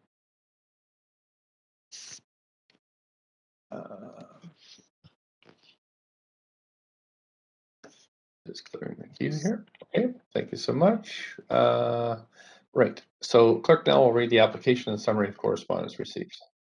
This is an application by the General Manager of Planning, Urban Design and Sustainability to amend the zoning and development bylaw to extend regulations to allow patios for businesses on private property with patio restrictions until October 31st, 2022. No correspondence has been received on this application since referral to public hearing. Thank you so much. I'm just looking at the list here of speakers. And we do have one speaker. Sorry, I'm looking at the wrong one. No, we have no speakers on this item, Council. So we're going to, if there are any speakers, they can call 1-833-353-8610, code 1061445 #. We have Karen Wong from the Rezoning Center to speak to this application. But if council's okay, we'll just proceed. Would anybody want to see the slides, or are you okay moving on? Move to with the presentation, Councillor Carr. Second. I have a question. Okay. Councillor Hardwick? I'm on the queue and I have a question. Yes, is it a procedural question? It's a question about the report. I don't necessarily need to see the presentation, but I do have questions of staff. Okay, yeah, that's coming up for sure. But I haven't heard anybody wants to see the presentation, so I'll go. We can move right to questions to staff. Councillor Hardwick, I have you on the queue. The staff Thanks is here. very much. Okay, go ahead. Yeah, quickly. I know this is until October 2022. I'm just wondering if there is the opportunity for the public to make comment where there are places that work better than others. I've had members of the public come to me and say, well, there's two intersections blocked off, only a block from each other. It's not, the flows aren't working. So there's considerations in different neighborhoods. And is there a possibility for neighbors, people in the areas, to have impact on the decisions of keeping these? I know we're till October, but further future. Steph? Thank you, Councillor Hardwick, for that question. This is Karen Wong, PDS planner. So just in regards to the zoning regulations, they do apply to private property. I think in terms of the intersections, I believe those apply to the public property. So just with these zoning regulations, it impacts a very small subset of businesses. We have only 3 businesses that are impacted by these regulations, and that applied for the TEP, which is the Temporary Expedited Patio Program in 2021. So we have been in contact with those businesses and heard from them. Great, thank you very much. Councillor Kirby? Yeah, I'm happy to move the recommendations. Great, and we have a seconder? Second, Councillor Carr. Sorry. We actually have to, I have to make the call to the public. So I have to do that first before we can move this. So clerk, I'm going to make my first call since we have no registered speakers. Is there anybody on the line or in the chambers for this item?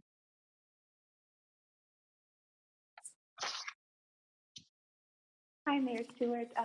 We don't have anyone registered, but we will need the 2-minute break to identify some callers. Okay. Okay. Let's see. We don't usually do it that way. What I usually do is the 2 calls and then we have the 5-minute break. So I think I'm going to proceed that way. So on this first call, there's, to your knowledge, there's nobody on the line or in the chambers.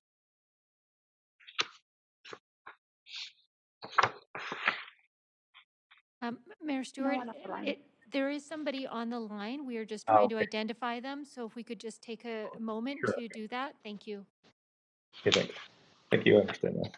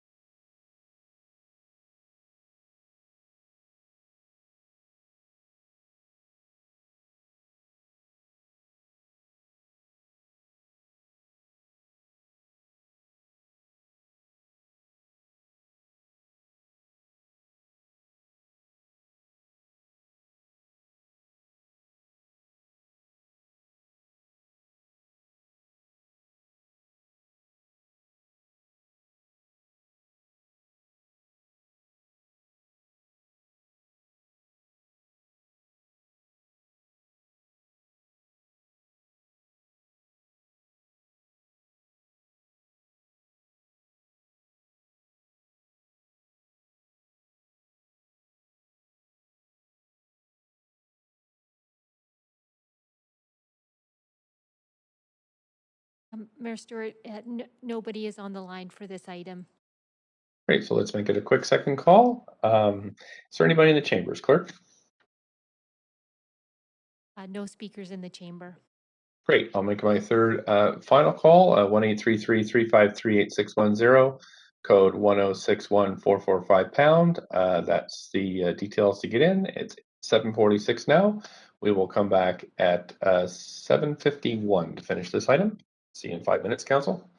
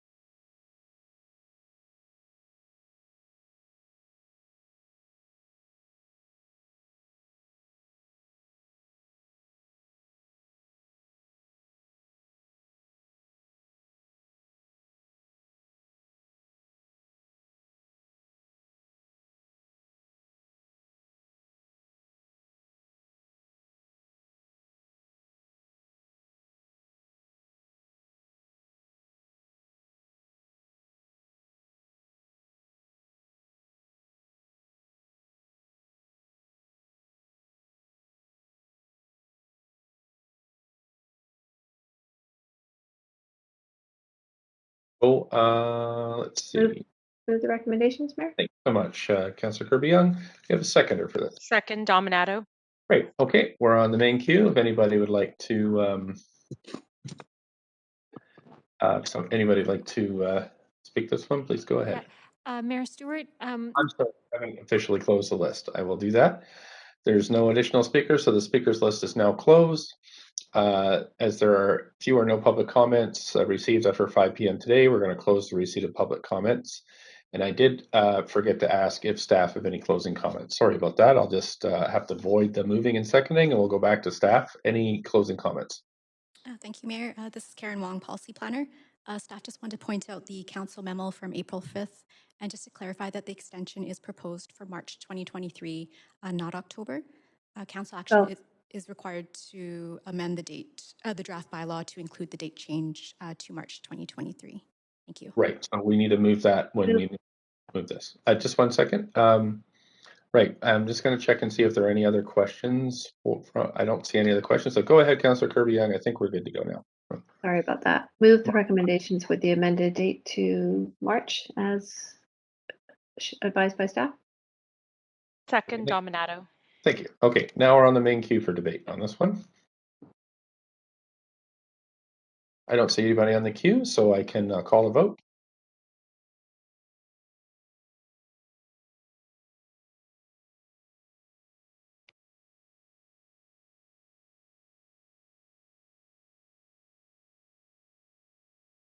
And Councillor Dejanova.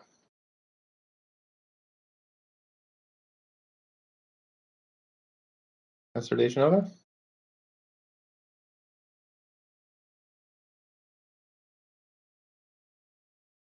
Clerks, do we have Councillor Dejanova? I see her on the, I don't see her video.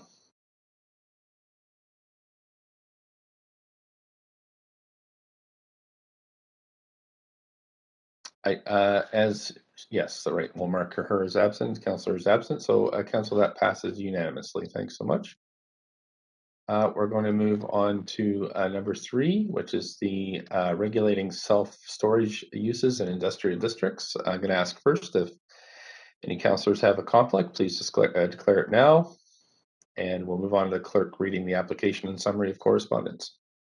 This is an application by the General Manager of Planning, Urban Design and Sustainability to amend the Zoning and Development Bylaw and the Mini Storage Warehouse Guidelines to continue to allow storage warehouse uses for commercial operations, restrict self-storage uses to upper floors in industrial areas, and remove self-storage as a permitted use in industrial areas in close proximity to rapid transit stations to support employment intensification in industrial areas. The following correspondence has been received since referral to public hearing. 1 piece of correspondence in support and 1 piece in opposition. This represents all correspondence received up to 4 p.m. today. Thank you so much for that. Also, I'm just juggling my screens here. Anybody who wants to speak to this item, it's 1-833-353-8610. We have Martin Hansen here from the Rezoning Center to speak to the application. There is only 1 speaker to this item, Council, so if people are fine without seeing the presentation, we can move right to questions to staff. If I don't hear any move the ways the presentation, Councillor Carr. Thanks so much. If I don't hear any objections, I'll just move along. I don't hear any, so I will go to see if councillors have questions to staff. Please put yourself on the queue. Councillor Dominato, please go ahead. Thanks, Mayor. Sorry, just trying to come off mute. I did have a question for staff with respect to the recommended changes around mini storage and the restrictions. And sorry, I don't have the report open in front of me right this moment, but it specifically referred to not allowing mini storage on I think the ground level, main level of buildings. And I'm curious if we had considered further restrictions. Does that really go far enough? I guess is what I'm getting at is why not allow it on the first couple of floors or levels to maintain employment in light industrial space. I hope that question makes sense. Staff? Yes, thanks for that question, Councillor. Through our research with the Employment Lands and Economy Review and the Industrial Land Strategy, we wanted to find a balanced approach to accommodating self-storage, noting that it provides an important business operation and adds important service for business and the economy. And so we thought just limiting it to restricting it from the ground floor was an appropriate approach here. Okay. So your findings were just the ground floor. So anything above that could be mini storage. That's correct. Making sure the ground level is preserved for more intensive employment uses in our industrial districts. Okay. I'm also curious about, like, I know based on the report and the findings you did is that there was looking at transit areas, and we're trying to look at transit-oriented areas and not having that be mini storage. But I'm curious about other locations in the city, because my observation has been as we see applications come in and either they're pre-existing or they're coming in, and they're in areas of the city that could have been optimal for other types of development, whether it be housing, whether it be public space, public amenities, commercial use. Do we have any other consideration for other restrictions in terms of location? Because I've been very surprised at times as to where we permitted mini storage in the past, and it's already built. So, but is that a consideration? Yeah, so right now mini storage is allowed in many industrial districts across the city, including commercial districts. In this report, it's recommending removing it from approximately 400 meters or a 5-minute walk from rapid transit stations. And the intent of that is to really preserve these or prioritize these areas for more intensive employment uses. And looking at other places or the areas of industrial lands were considered, but we focused on the rapid transit areas and the ground floor as prioritize more intensive employment uses. Okay, thank you. I'll leave it there. Thanks. I don't see any other questions from council. So, council, I'm now going to hear from the public, and the only speaker registered on this list is Alan Sutherland.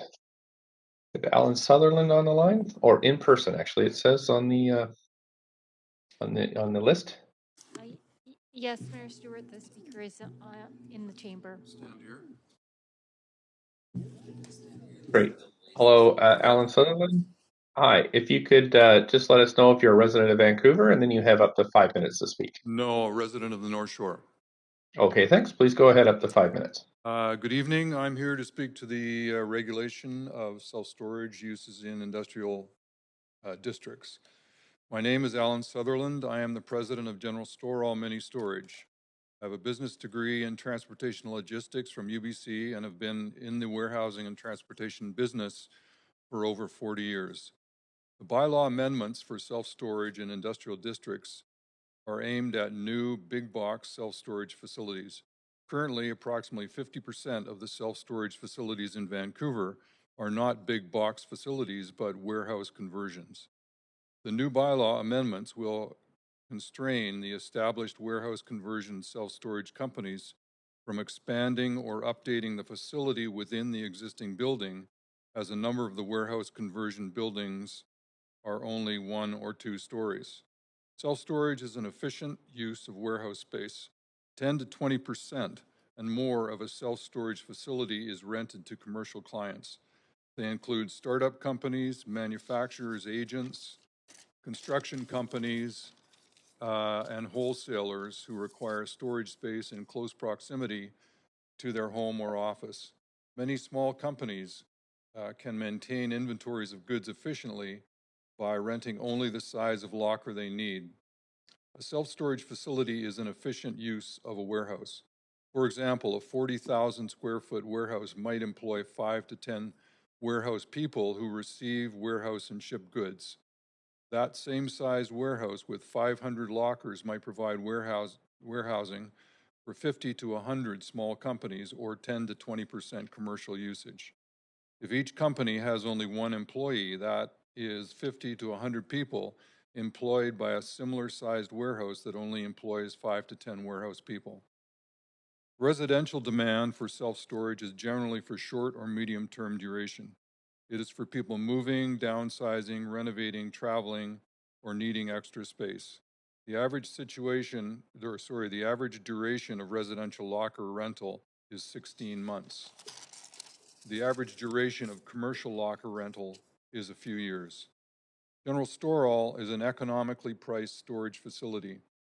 We have provided self-storage for many thousands of commercial and residential customers since 1986. Much of our business is from repeat customers or word of mouth. Since 1988, we have leased a portion of an old warehouse building from the City of Vancouver. We have leased 32,000 square feet of this 90,000 square foot building and are currently in the process of finalizing the lease renewal, which will include an expansion of our storage to 45,000 square feet with an added 4,500 square feet of office space within the existing building. The development and building permit for this expansion was approved some years ago. The amendment to the zoning and development bylaw, as written, is to restrict big box self-storage companies, but it will inadvertently restrain or prohibit expansion of our operation and other similar existing self-storage warehouse conversion facilities.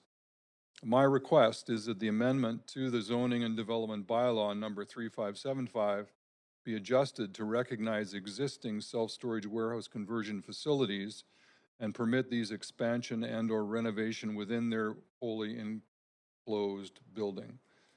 The warehouse conversion facilities are generally 1 or 2 stories, so not permitting storage on the main floor is potentially devastating to these going concerns. Thank you for your time and consideration. Thank you. Thank you. You do have questions. Councillor Dominato, do you have questions for the speaker, or did I just forget to take you off? That's a holdover. Thank you. Okay, I don't have Councillor questions. Hardwick, up to 5 minutes for questions. Thank you. Thank you to the speaker. If could you say again, your ask is for an amendment to the bylaw, and did you send your recommendations into council? No, this was first time I've ever been before council, so wasn't too sure of the process. So I've written the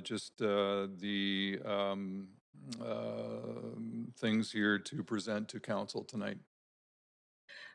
Okay, well, you've asked us to consider making an amendment, which is kind of hard to do without. Sure, I can provide you with language. I can provide you with a copy of the what I've written out here. The ask. Yeah, sure. Well, it would be help. Could you just repeat it once, and then I will ask staff after this to respond to what you're asking for. All right, so my request is that the amendment to the zoning and development bylaw number 3575 be adjusted to recognize existing self-storage warehouse conversion facilities and permit their expansion and or renovation within their wholly enclosed building. So, okay. Sorry.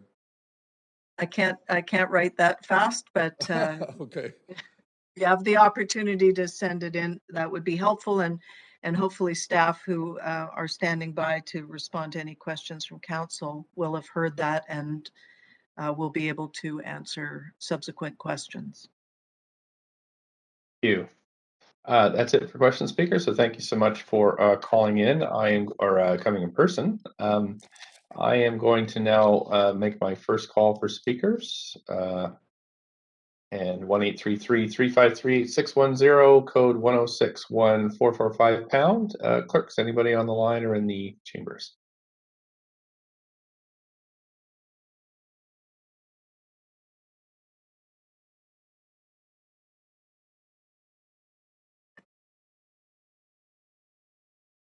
We have no further speakers on the line or in the chamber.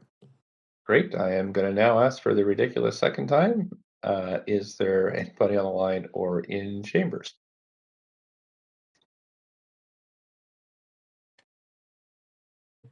No. Okay, thanks. So we're going to make our third call now, Council. It is 8:05, so we'll come back at 8:10 to conclude this item. Thank you. 5 minutes.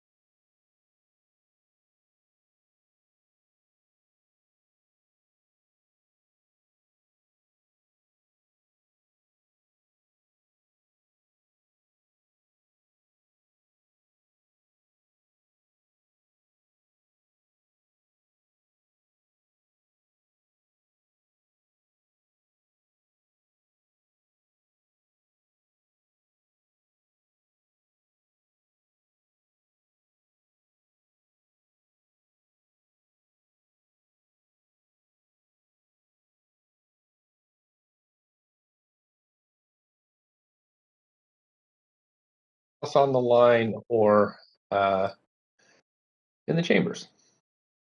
No. Great, thanks, clerks. Staff have any closing comments on this item?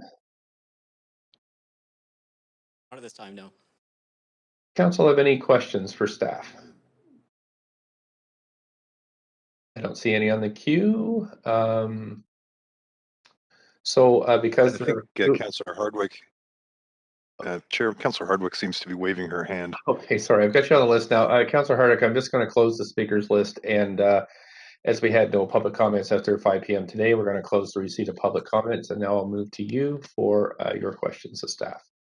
Thank you very much. I just wanted to follow up with staff on the speaker who was asking for an adjustment to accommodate existing smaller operators. Could staff, hopefully they heard that and can comment on it. Staff? Good evening. Thank you, Councillor Hardwick. This is Teresa O'Donnell, the General Manager. As I understand the our speaker's request, he's looking for an exemption for existing tenants.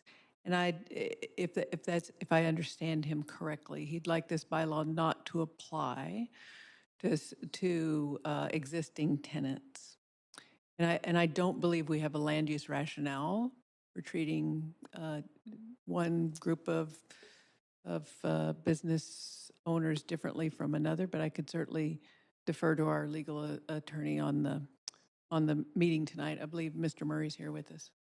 Yeah, I think what he was talking about was the difference between big box operators and smaller operators. I tried to get that more out of him, but I wished I'd heard more about it in advance because this was a new one on me. But if Grant, do you have anything to add to shine light on this? I'm not sure I'm going to shine any light on it, but my understanding was that he wasn't talking about tenants, but I'm not entirely certain. I think it would be possible to grandfather this from, if you have a current use, you could expand into an existing building. I believe that's what he was asking. It would have to be zoned properly and it would have to be currently in conformance with the bylaw. But that's possible. It may be that it's not a good idea, but I don't understand that we couldn't say that you couldn't expand into a building. If you have a current use in the building, you could expand into the current existing building to the capacity of that building. But I don't think we would want it to leap from that building to another one. I hope that's... Yeah, it was kind of certain entirely what he was asking. So yeah, it was late in the game, and I didn't have any written references. I am sensitive to the difference between big box and smaller operators, but without sufficient information, I'll park it there. Thank you. Thanks so much, Councillor Hardwick. There are no other councillors on the queue for questions, so I think I can have somebody move the motion, please. Sure, move the recommendation. Hey, somebody else? Thank you. Thank you very much. Now we're on the main queue. Does anybody want to talk to this item? I don't see anybody in the queue, so I'm going to move us to a vote.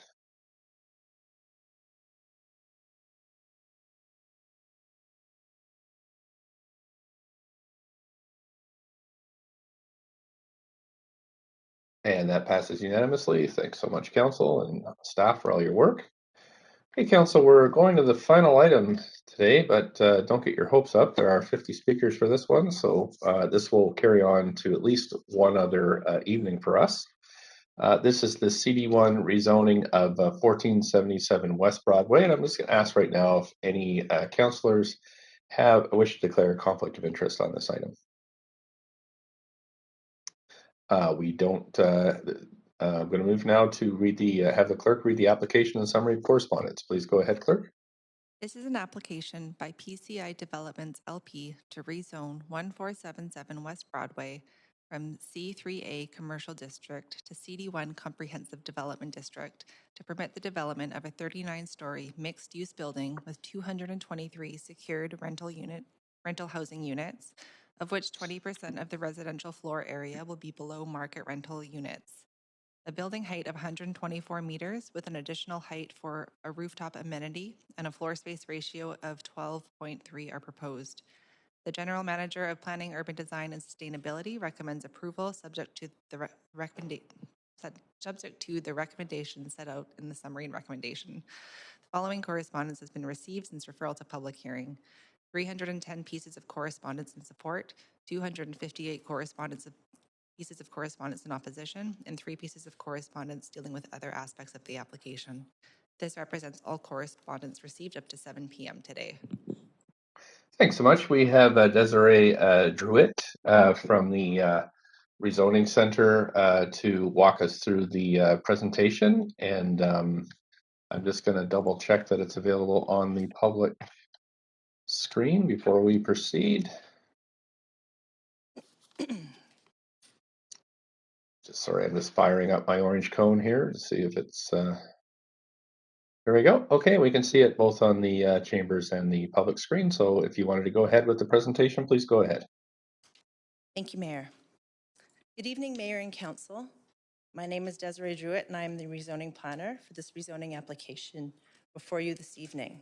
Before I begin, staff would like to advise Council that a rezoning memo was added to the agenda package earlier today. The purpose of the memo is to correct an error related to exclusions for amenity areas in the posted draft CD1 bylaw. The proposed amendment would align more closely with exclusions for amenity areas permitted under the local C3A zoning, and the maximum amount of excluded area has been adjusted to better reflect the appropriate scale of amenity areas for this development. I'll now proceed with my presentation. This application at 1477 West Broadway was submitted by PCI Development in August 2021 and proposes a mixed-use development with integrated transit station. The site is just over 25,000 square feet and is located at the corner of West Broadway and Granville Street. Today, the site is zoned C3A, characterized by mixed-use development with a diversity of pedestrian-related uses along West Broadway and Granville Street. The immediate area contains mainly commercial and office buildings ranging in height from 2 to 6 stories. South of the site is RM3 zoning, where residential buildings range from 3 to 12 stories in height, with continuous retail and service uses at grade, extending along Granville Street between 5th and 16th Avenues. To the northeast, the area is zoned FM1 with a smaller scale residential character compatible with commercial and light industrial uses. North of the site, there's a CD1 for the Masonic Center's residential tower with a restaurant at grade and a maximum height of 177 feet or about 17 stories. Staff would like to note to Council that the site is currently under construction with approved development and building permits pursuant to the existing C3A zoning. These permits allow for a 5-story commercial building with 6 levels of underground parking and were processed to enable construction start on the underground parking and integrated transit station. To date, construction has progressed to enclose the station in order to deliver to the province as a statutory right-of-way. The site is directly adjacent to frequent bus service along West Broadway and Granville Street and is in close proximity to multiple bikeways in the city's cycling network. Amenities in the area include Granville Island and the seawall to the north, Granville Loop and 6th and Fir Park. Pardon me. Oops.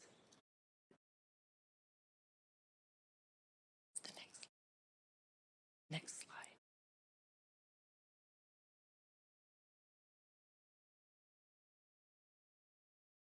Did you want the next slide? Yes, please. Thank you. Clerks, can you advance the slide? Clerks, it's advancing on our computer, but it's not advancing on the screen. That's what it is. Yeah. It's not advancing on the WebEx. We're still on the site and surrounding zoning slide.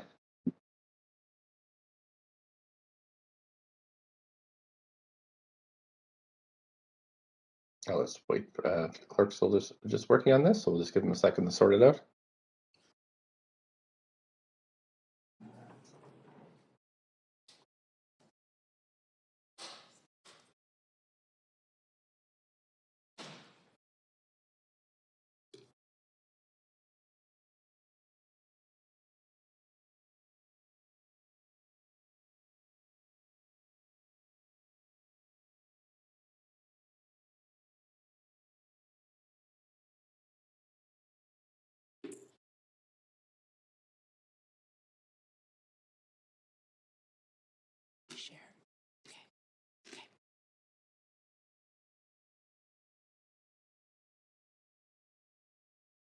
All right, Council, we'll just have a technical problem here. We're just waiting for a second. I've just see if the clerks need more time.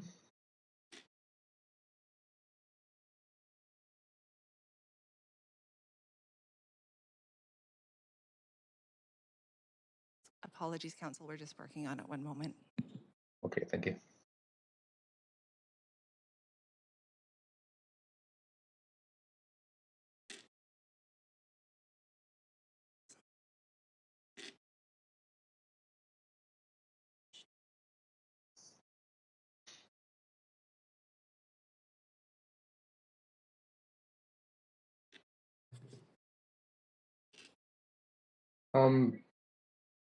Clerks, do we need to have a recess for 5 minutes or something?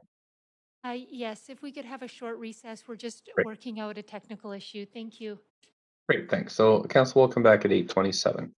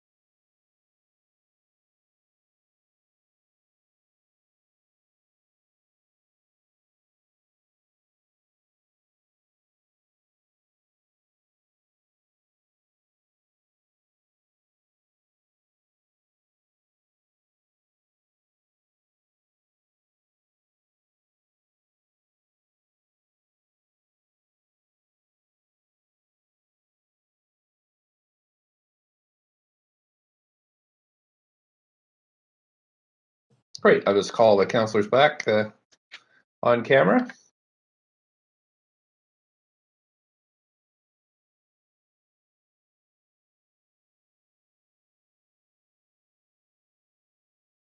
Once we have quorum, we'll continue the presentation.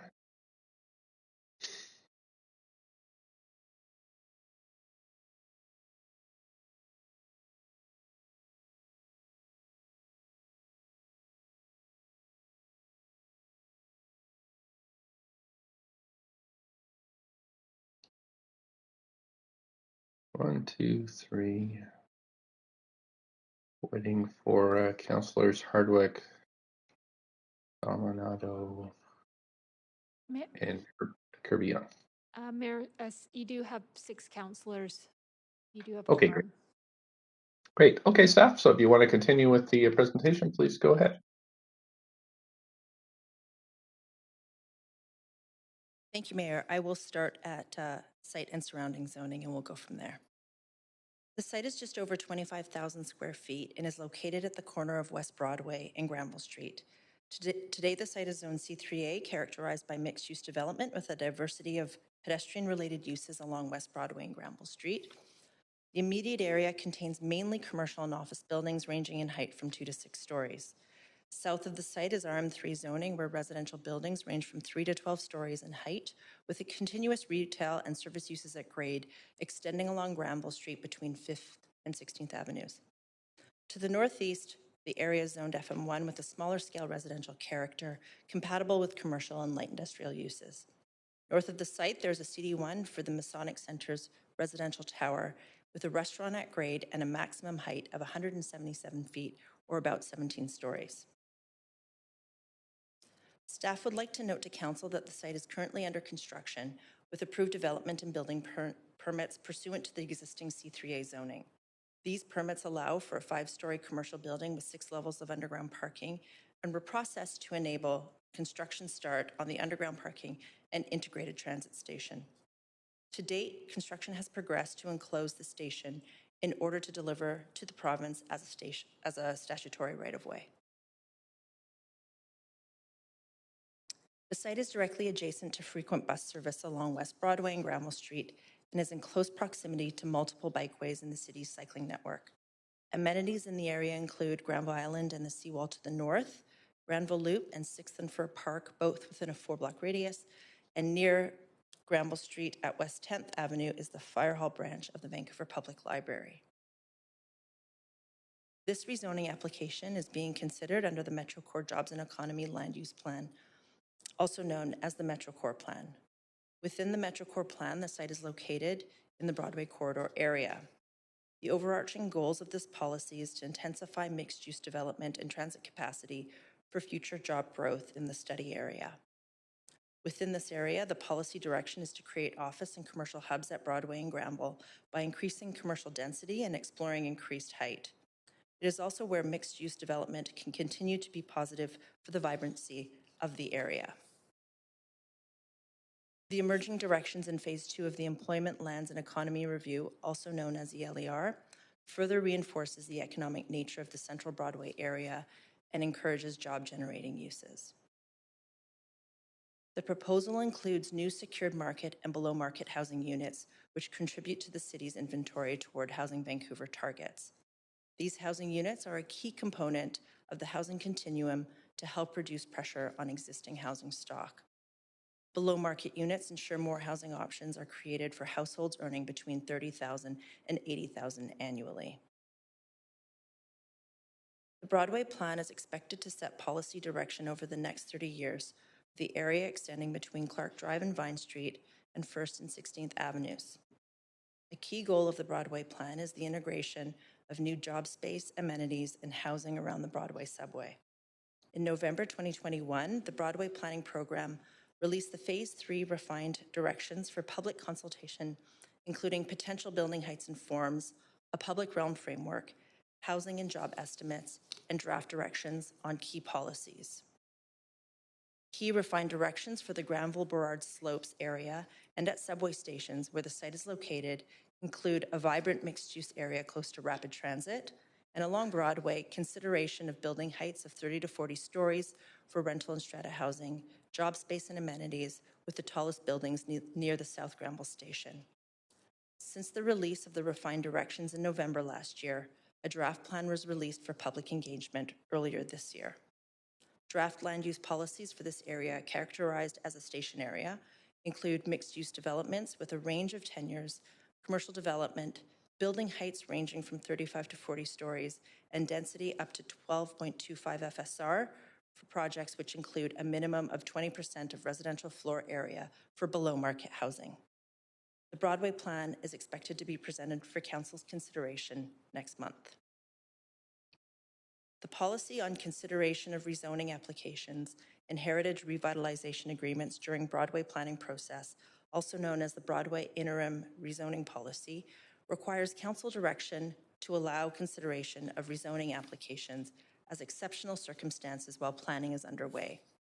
In July 2021, Council approved recommendations in an issues report, and staff were instructed to consider this rezoning application as an exceptional circumstance.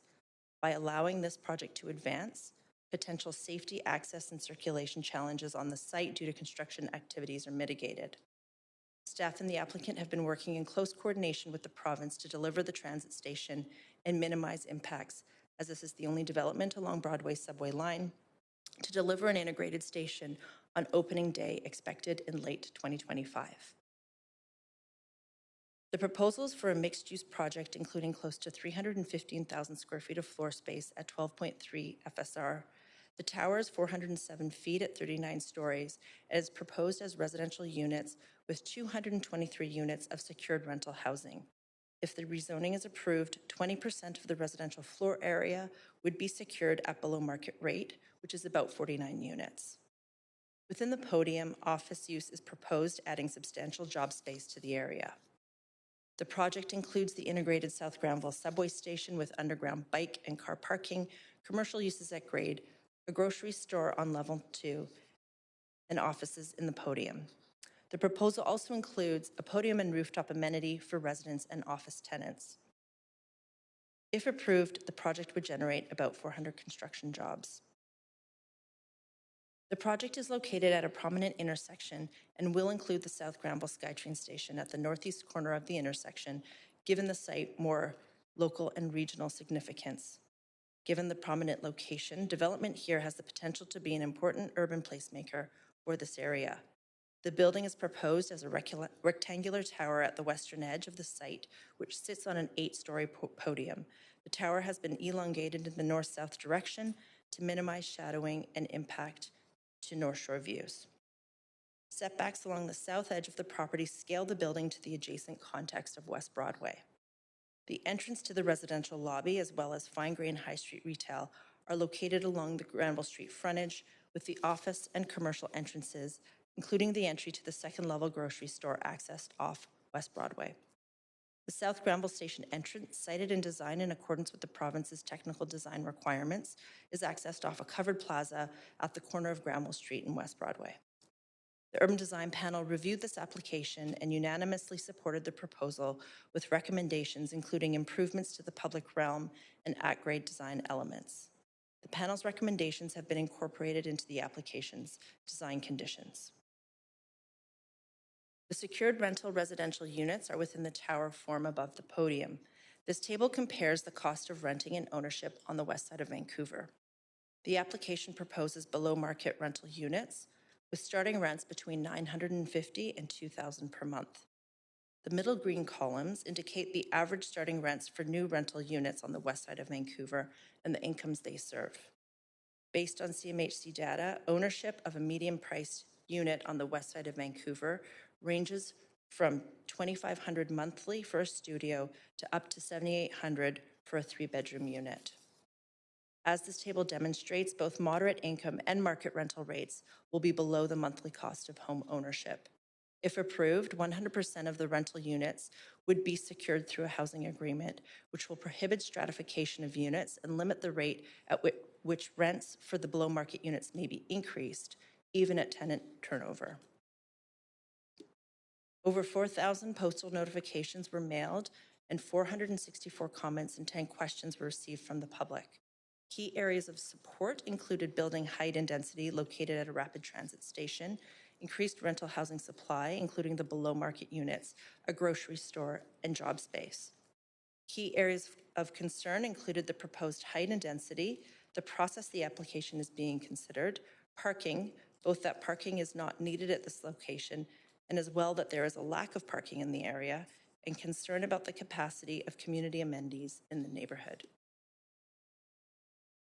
In addition to the secured rental units, the project would also contribute over $2 million in citywide DCLs, over $2.5 million in utility DCLs, and a public art contribution of about $630,000, which is a total of over $5 million in public benefits.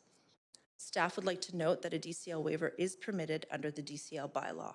The value of this waiver is applicable on the residential floor area only and would be just over $3.3 million at today's rate. This proposal aligns with the existing policy goals in the Metro Core Jobs and Economy Land Use Plan and is further reinforced by emerging directions in the Employment Lands and Economy Review and the Housing Vancouver Strategy.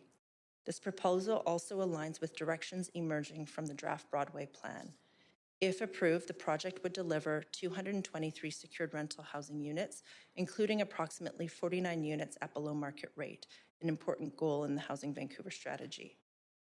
Staff recommend approval of this application subject to conditions of approval in Appendix B of the report. As a reminder, a rezoning memo was provided to Council with an amended recommendation. Both our staff team and the applicant team are available to answer your questions. Thank you. Great, thank you so much. Okay, so I'm just gonna pull my script here 1 second. Great, so do we have the applicant team here to speak to the application?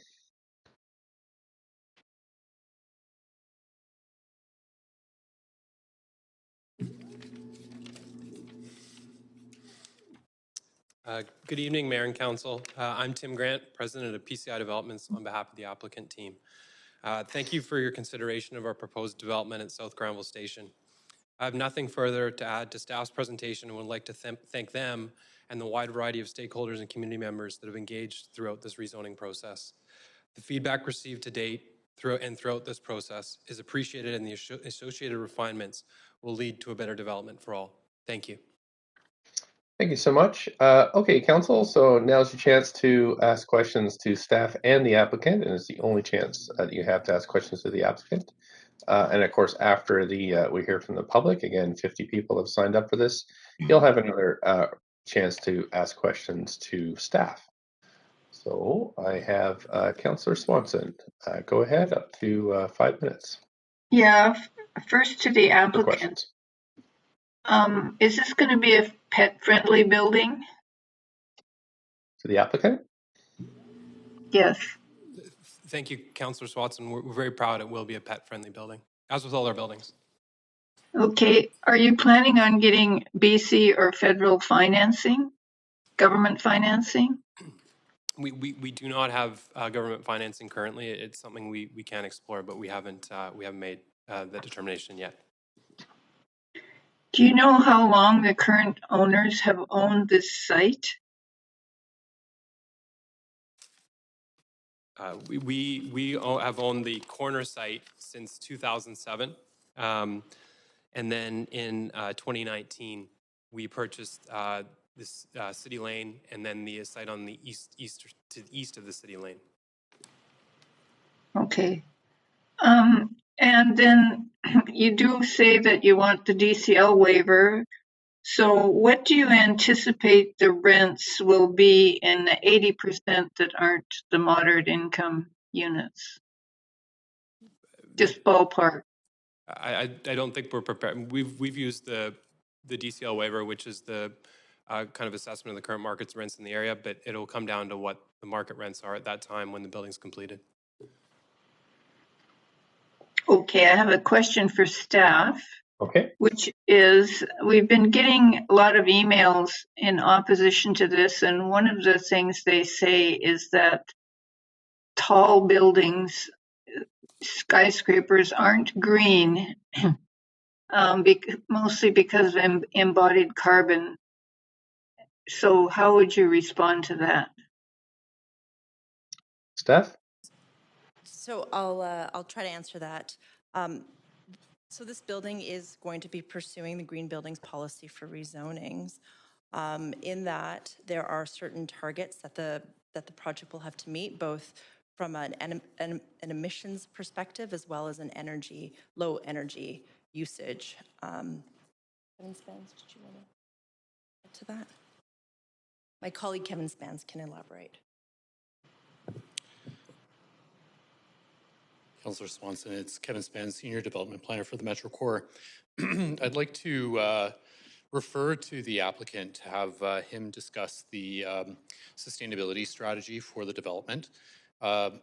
Generally speaking, as an overall sustainable urban development plan or strategy, locating a large number of rental dwelling units with direct access to a rapid transit system in an important and busy part of a central neighborhood is a sustainable approach to urban development. Maximizing the amount of housing over top of this infrastructure, staff believe to be a sustainable approach to development. But I'd like to ask the applicant to remark on specific sustainability strategies at the development.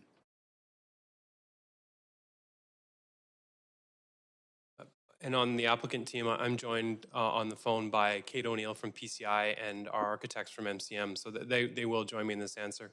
I would just add that, further to what Kevin said, the development is very much designed and oriented to be really supporting active transportation in terms of having a complete community, retail, grocery, office, and housing all on site, very much supporting good sustainable transportation options for people using this building and also the surrounding area. And with that, will it have gas stoves, cooking stoves? It'll be subject to what the building code that's applicable at that time. So we haven't made that determination as of yet. Okay. If Kate or Pete maybe is online, anything that Sure. they'd like to add? My name is Peter Odegaard. I'm architect with MCM. We're the architects on the project. I'll elaborate a little bit generally about the sustainability approach to the project. Further to Tim's comments, I'll say that we're really excited about the program within this building and what that says about complete communities, but also vertical communities, and the ability to provide everything from a transit station to smaller scale retail to larger format grocery store type retail, commercial office, and secured market rental, all within the footprint of one building. Thank you so much. We're at the 5 minutes, so that's limited, and we're in public hearing. I'm quite strict on time, so we're moving to Councillor Fry now at 5 minutes, please. Yeah, thanks. Our staff described this using the term placemaking. I want to kind of explore that a little bit, because placemaking to me implies also sort of public access. What degrees of sort of public access and public placemaking are you seeing coming out of this proposal? Because it is a significant piece of the block in height and scale. Right. So there are specific design requirements, technical requirements required for the entryway to the transit station. Some particular public realm features might be bench seating, extended weather protection on the canopies, enhanced paving, integrated transit infrastructure, illuminated bollards. So those are some design elements that would be required of the transit station itself. I'll hand you over to our development planner, who may be able to speak to more of the public realm elements.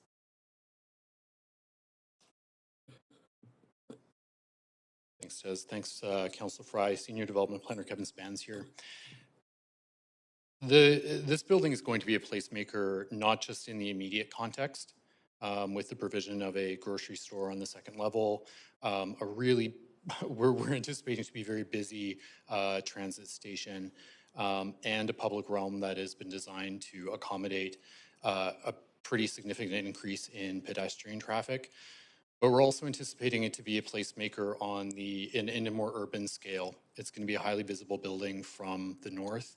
Looking south, it's going to be a defining point in the skyline for Broadway, and that's a major consideration for us as well. That said, the important place that we're contributing to is the intersection of Broadway and Granville, or I should say the applicant would be contributing to, and that's been our main focus. As Des noted, there are design development conditions that require the applicant to do a little bit more in terms of how the building marks the neighborhood and marks the corner, especially at grade. I wonder if the developer or architect have any comments on how they envision this interfacing with the public from their design perspective. Thank you, Councillor Fye. I think Peter from MCM is probably best to respond to that. Sure, thanks, Tim. So I think one of the really interesting things about this project and the station specifically is that it's on a corner. And so to get into the specifics of that, there's a great opportunity for the station to really establish the corner with a really great public realm opportunity. So we're calling it the station plaza, where the station comes out at grade is actually on the corner. And unlike some other stations, it actually has two sides. I'm on WebEx, so I'm making hand gestures here, but there's two sides and two sort of corners of this exit plaza, which really helps activate the corner and engage on both sides of both Broadway and Granville, really on the important corner of this project. And so we've worked hard with the materiality and the expression of the building there, but as staff indicated, we're going to work a bit harder and develop that a bit further as we come forward with the project, hopefully into the future. Thanks, Peter. Back to staff. You'd mentioned the library there, the public library, which is nearing the end of its life. It's pretty old and not the best in our awesome library system.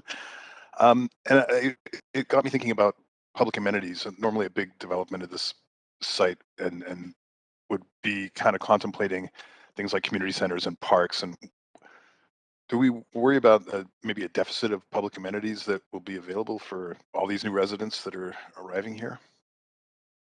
Right. And how would we pay for that?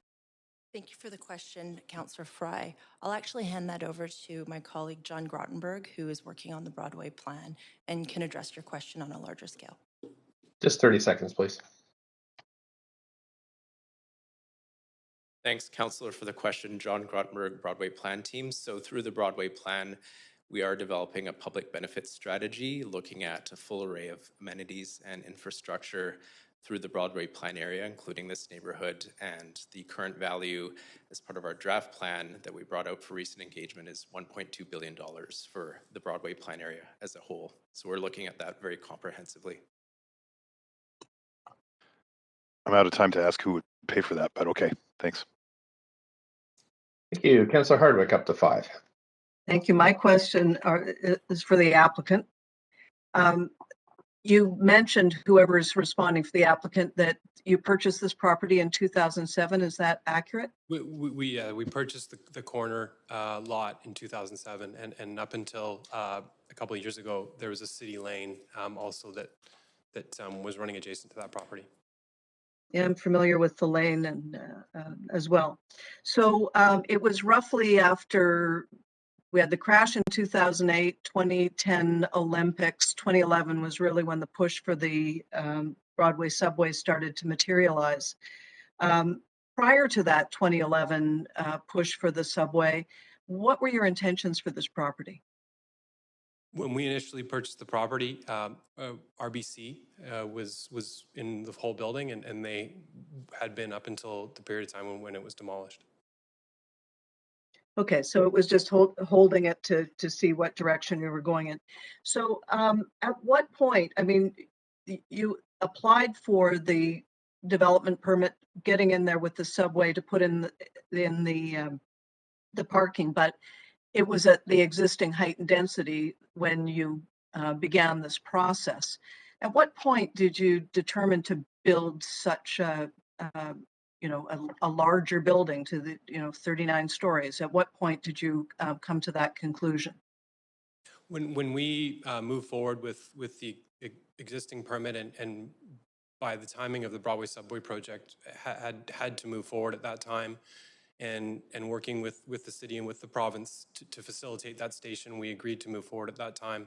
And we built in the parking that you see today, as well as flexibility in the structure that could suit potential further density and height at the site. And that was something that we were very transparent about at that time, which was predominantly in 2019. Yeah, I remember hearing a story about some plans for 40-story buildings that were found in a dumpster around that time. So I'm really trying to get a handle on when you hit on the idea of going for 40 stories or thereabouts, and why that magic number. Well, it's at a transit station. We certainly feel that the height as proposed is very appropriate for being at a station and within the regional context and the significance of this intersection in the city and specifically along Broadway. Well, it begs the question, is this transit-oriented development or development-oriented transit, I suppose. But thank you for answering my question. Thank you. Thank you, Councillor Wiebe.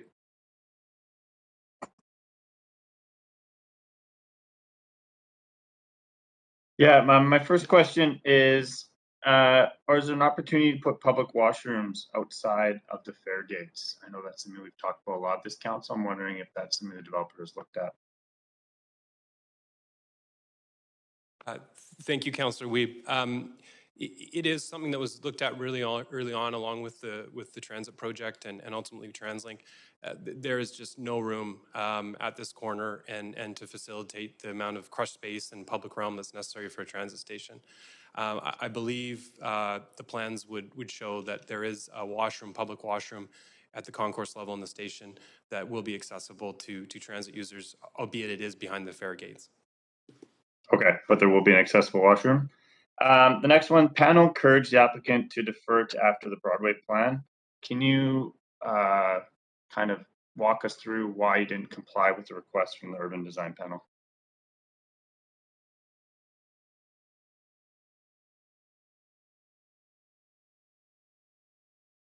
Councillor Wiebe, could you please repeat the question? Yeah, the urban design panel encouraged the applicant to defer to after the Broadway plan was approved by council. I'm wondering why it wasn't complied with that recommendation. Councillor Wiebe, just give me half a sec. I just want to pull up the consensus recommendations of the urban design panel.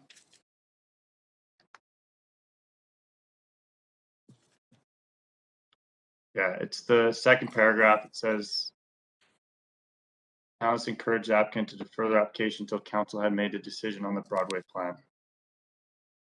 So as it's, sorry, I'm just looking at the consensus items from the urban design panel. That was a commentary that we heard from the panel in their general commentary, but it wasn't a voted consensus item. The three of which are the basis of our review and form the official advice to staff and council. The remainder is for information, but doesn't necessitate action on behalf or on the side of staff or council. I guess, but it was heard by the applicant, and I'm just wondering from the applicant why they didn't wait until the Broadway plan was approved. And I'll defer to the applicant to respond to that. From the applicant's perspective, and certainly not to speak for staff that have been heavily engaged in the Broadway plan, the Broadway plan has been delayed. And when we started this project, the Broadway plan was intended to be completed. My understanding was at least 2 years previous. So with the delays to the Broadway plan, what I understand to be largely a result of COVID, we're now at a stage of the project where we cannot wait any longer. And you heard staff mention in their report the desirability or the need to have our development completed to ensure a successful opening of South Granville Station in 2025. If we're to wait any longer, we're not going to be able to do that. So that's why there's an urgent need to move forward now. Okay, thank you for the answer. Last question. And a bike trip facilities. One of the comments was, would this be able, recognizing the limited parking, what are the end bike facilities available for the residents of this building?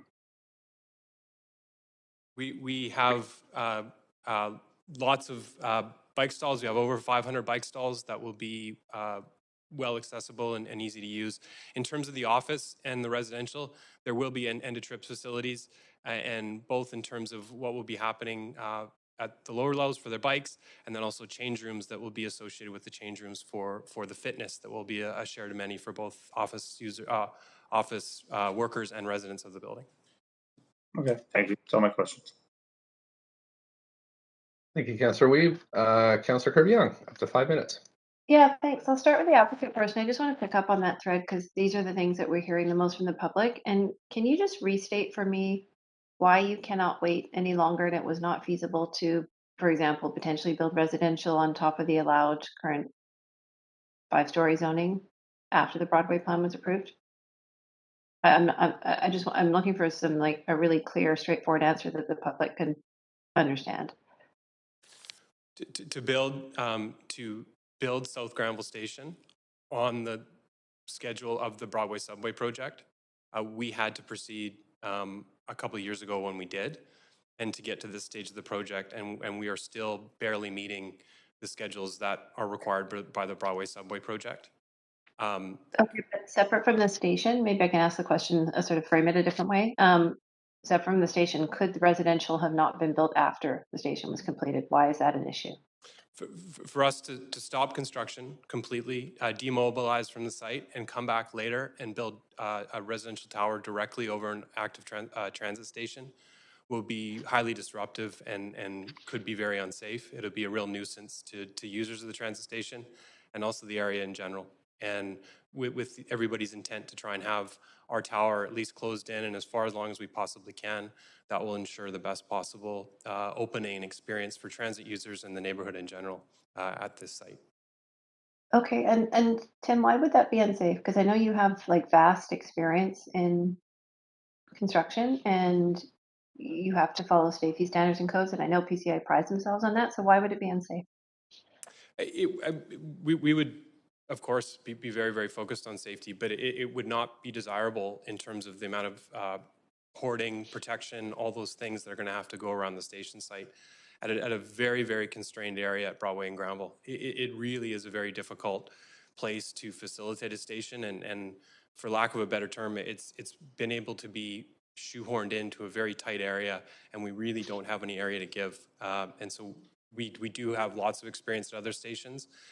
This condition is as tight as we've seen, and that's why we'd have a real challenge completing the tower and not disrupting the users, the traffic in the area, and the pedestrian experience in general.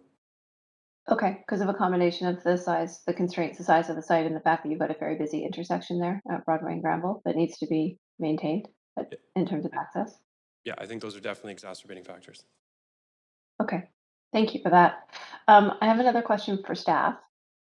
And one of the things that we are hearing a lot in the robust amount of communication that council's received on this topic is obviously the process that's been raised and why this is being approved ahead of the Broadway plan. So that's why I asked that question. But the other one is that if this is considered a transit area in the emerging directions, and there was reference made to the Vancouver plan, for example, that rapid transit areas, and I'm looking at L15, would allow for mid to high rise buildings at 12 to 18 stories. And the public are perceiving that this is a rapid transit area. So why there, can you provide some context why rapid transit areas would be 12 to 18 stories? Is that correct and true that that would be the case for other stations along the line and further west along the line relative to this one being proposed at 39? Or for example, is it, put another way, is this going to be a consistent type of approach and proposal for the other stations, and this 39 stories fits with that, or is this going to be an anomaly and be double the height of potentially other stations? I'm looking for context. Councillor Kirby-Young, if I could just clarify, which graphic are you looking at that refers to the 12 to 18 stories? Just so I'm referring to the emerging directions in the Vancouver plan. That's the communication that we're Vancouver getting plan. from the public because they're seeing this as a rapid transit area, as has been defined in terms of the different types of nodes, like municipal town center, rapid transit center, the lower commercial districts, and sort of the BIA areas, for example. And so, is this considered a rapid transit area? I'm going to hand you over to John Grottenberg, who's part of the Broadway planning team. Just 30 seconds, please. Thanks, Councillor, for your questions. So within the draft Vancouver plan, the Broadway plan area is within the Metro core. So it is certainly a rapid transit area, but we are looking at greater heights and densities within the Broadway plan area compared to rapid transit areas elsewhere in the city identified in the Vancouver plan. What Thanks. is rapid transit area elsewhere? Yeah, we're at the 5, but there is opportunities for questions to staff after we hear from speakers. Councillor Carr, up to 5. Thanks, Mayor. I've got a few questions first to the applicant. A question was raised by Councillor Swanson regarding embodied carbon. There are new products that reduce embodied carbon a lot, like low carbon cement, concrete, lower carbon steel. Are you willing to investigate the use of those kinds of materials? I mean, I'm not sure what their availability is, so maybe that's part of your answer too. We, as a part of our procurement process, and as we move through the building permit and working drawing stage, that's definitely something we're always considering in every project. We are very focused on transit-oriented development. A big part of that is being a sustainable development. So where it's feasible, we certainly want to be able to do what we can to support that. Yeah, it's pretty exciting developments actually. Can you just outline for me the specific measures that you are undertaking to reduce greenhouse gas emissions in your building and mitigate the climate impacts? I would maybe call on Peter or Kate to speak to that, who are on the phone. Sure, I'm happy to answer that. So specifically, I'll sort of start with the macro and zoom in.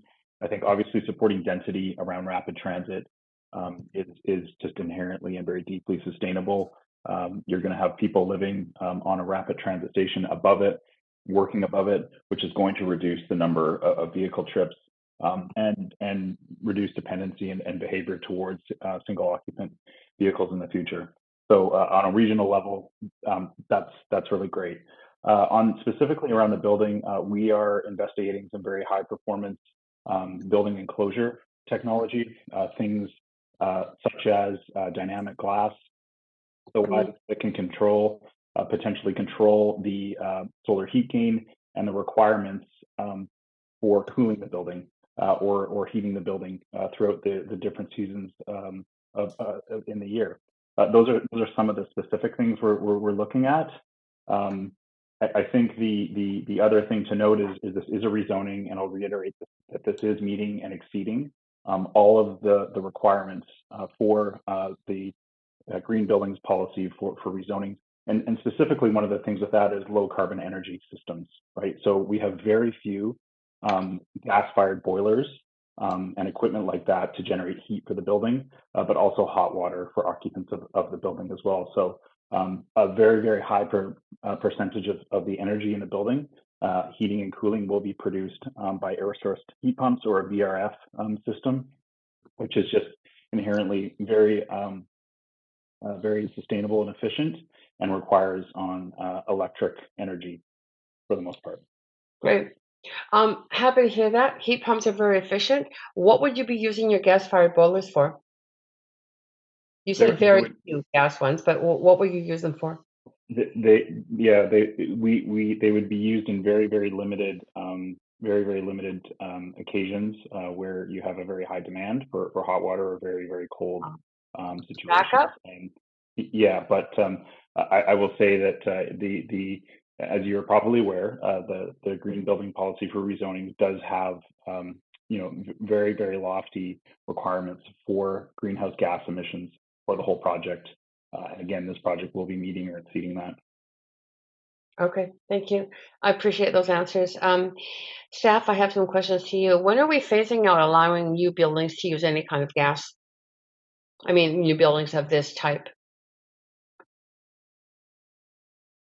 Thank you, Councillor Carr, for that question. I think we may have to get back to you with the answer to that. We'll make a note. Okay. There And is, Councillor Carr, just from a chairing perspective, it looks like, Tuesday or Thursday next week, this item will finish. So there is another round of questions to staff. So perhaps that could be answered. oh, Mayor, I am so upset about this. I have a LOA for civic business on Tuesday, and I can't get out of that. And I may not be here on Tuesday. Well, it may go to Thursday. So. Okay, well, I'll be here Thursday. Yeah. Anyway, maybe that we can get some written responses as well. So back to my question, when are we phasing out? You're going to get back to me on that. When is the Broadway plan coming to council? What's the date? So the Broadway plan is expected to come before council on May 18th. May 18th. And why wasn't this proposal delayed to after the plan? It's only a month. Just at the 5. We're just at the 5 now. So I'm Got it. Okay. Councillor Dominato, up to 5, please.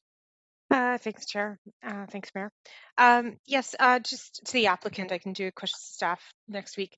I'm just curious if you contemplate within the building, given that it'll be a transit hub and with the enhanced Granville Street Bridge, people may be cycling. Will there be any bike storage included within the building? I know some developers are looking at that in terms of public bike storage being integrated into buildings. Is that something that you're contemplating? We're not at this point.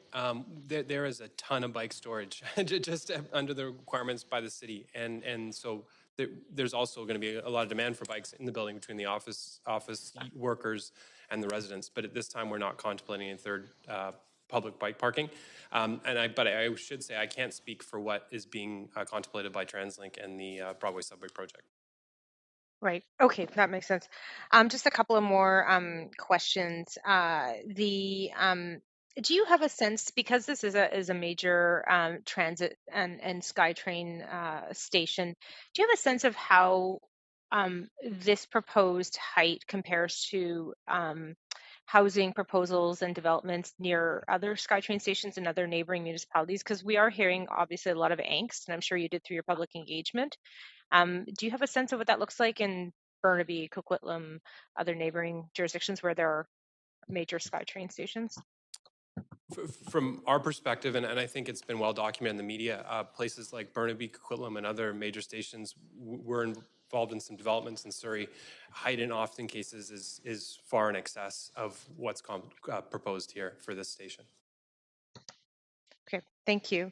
And then two more questions. One, there's been a lot of discussion around the use of mass timber and hybrid mass timber builds and starting to surpass much greater heights than they were previously. I know there's some contemplated over 20 stories and potentially up to 30 stories in Vancouver, but is that something that might be in the realm of possible with something like this, or is it we're not there yet to be able to be doing 39 stories? From our perspective, we would say this one would be a very, very challenging one to do, in part be just the complexity of the structure, moving up to the parkade and through the station and then into the building itself. And at this time, that's not really an option that we're seeing as a viable consideration. I will say from us, shorter buildings, we are very much looking at doing it when we're doing 6-story buildings. But my understanding is that to go beyond that at this time isn't well supported by the prevailing code in Vancouver. Okay, thank you. And then a last question is my recollection, and we'll obviously, I know we've got people on the line to speak, and I'm looking forward to that, but my recollection is that you've typically do substantive engagement with your proposals. Can you just give us a sense of what you heard in the public engagement that you undertook? We did. We thank you for bringing that up. We do endeavor to cast a very wide net and engage with as many people as we can. In this case, we engaged with obviously our neighbors. We sent out a lot of information out to the stratas in the area. We did some presentations to stratas that were interested. We met with the South Granville BIA multiple times. That there is a letter from them within the correspondence. We also did the same with Granville Island Council, met with them a number of times.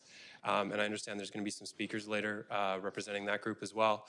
And in just the community at large. And I think that this submitted written correspondence, you'll note with the strong angle of support, we heard it loud and clear just about the need for rental housing and the need for it now. And when we were conveying that we were going to have to slow down construction to make sure our permitting could catch up, that was a real source of frustration for people, just given the dire need for rental housing, and particularly the idea of the moderate income housing being included really resonated with people.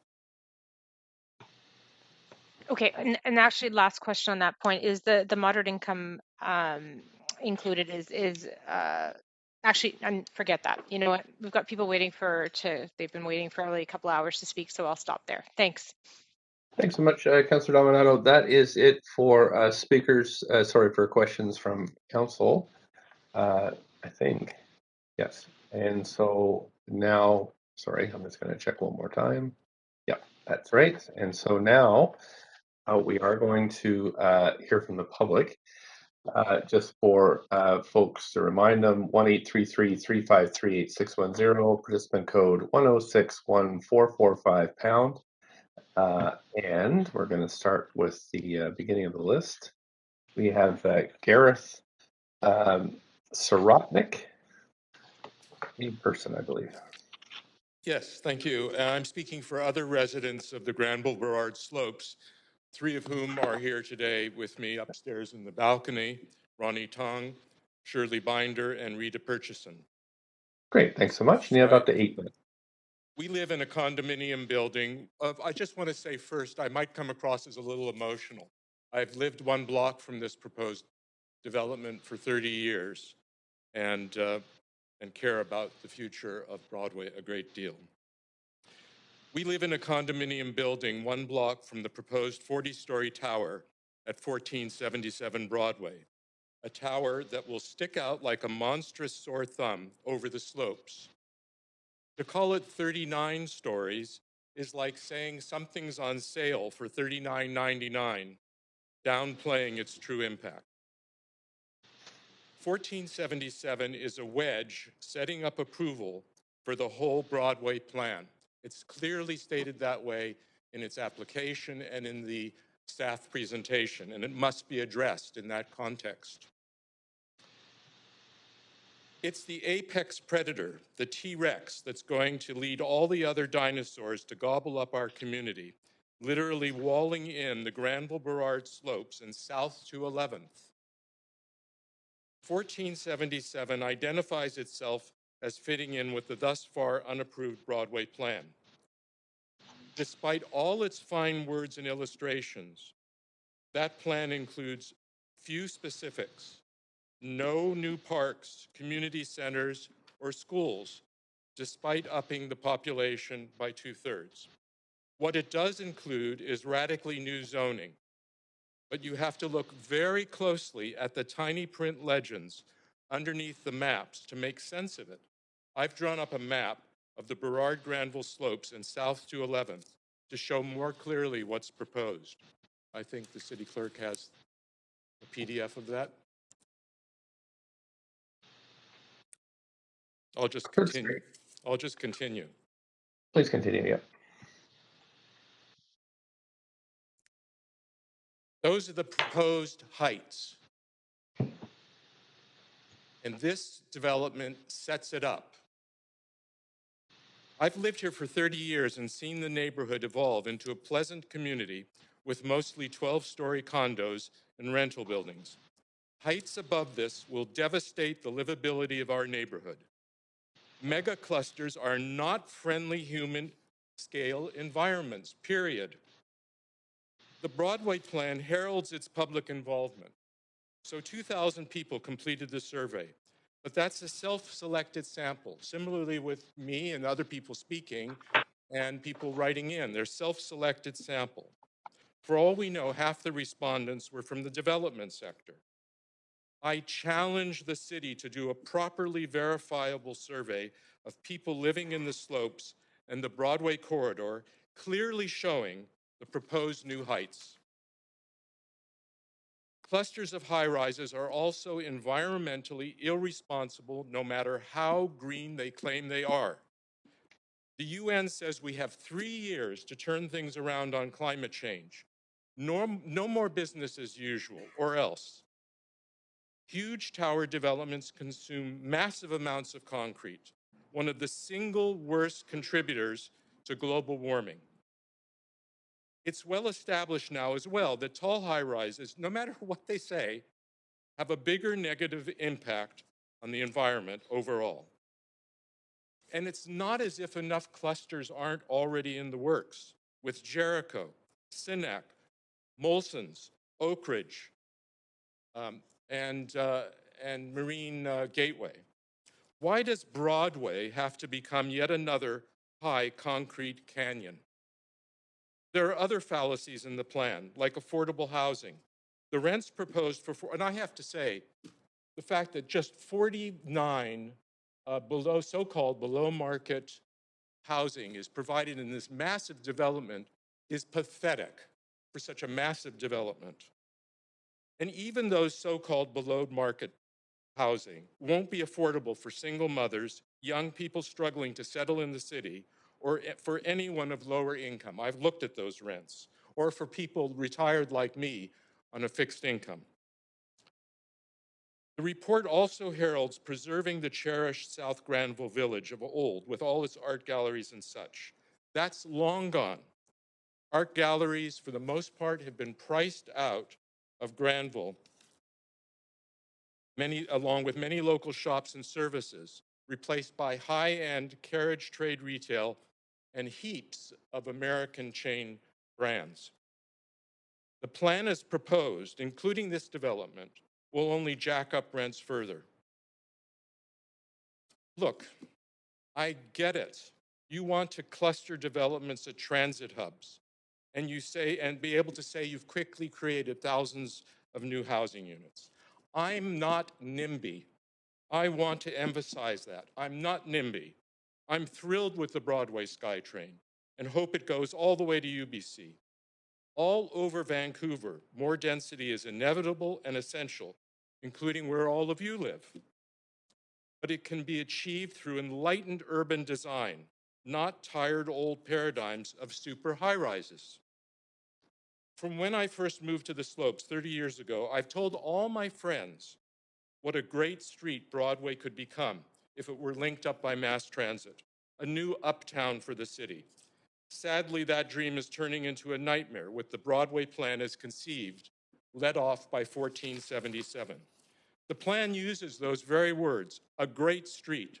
That's wonderful. I want Vancouver and Broadway to be great. Great like Paris or Barcelona, with their long, graceful human scale, livable avenues of medium-rise buildings. So why does Broadway, our future uptown, have to be just another Brentwood Mall, Metrotown, or Coquitlam Center? Maybe fine in the suburbs. Why can't we in Vancouver aim for something truly world-class, visionary, and distinctive? 55 years ago, the conventional wisdom was that freeways were good for cities, for traffic flow. That myth turned into a nightmare where it was done.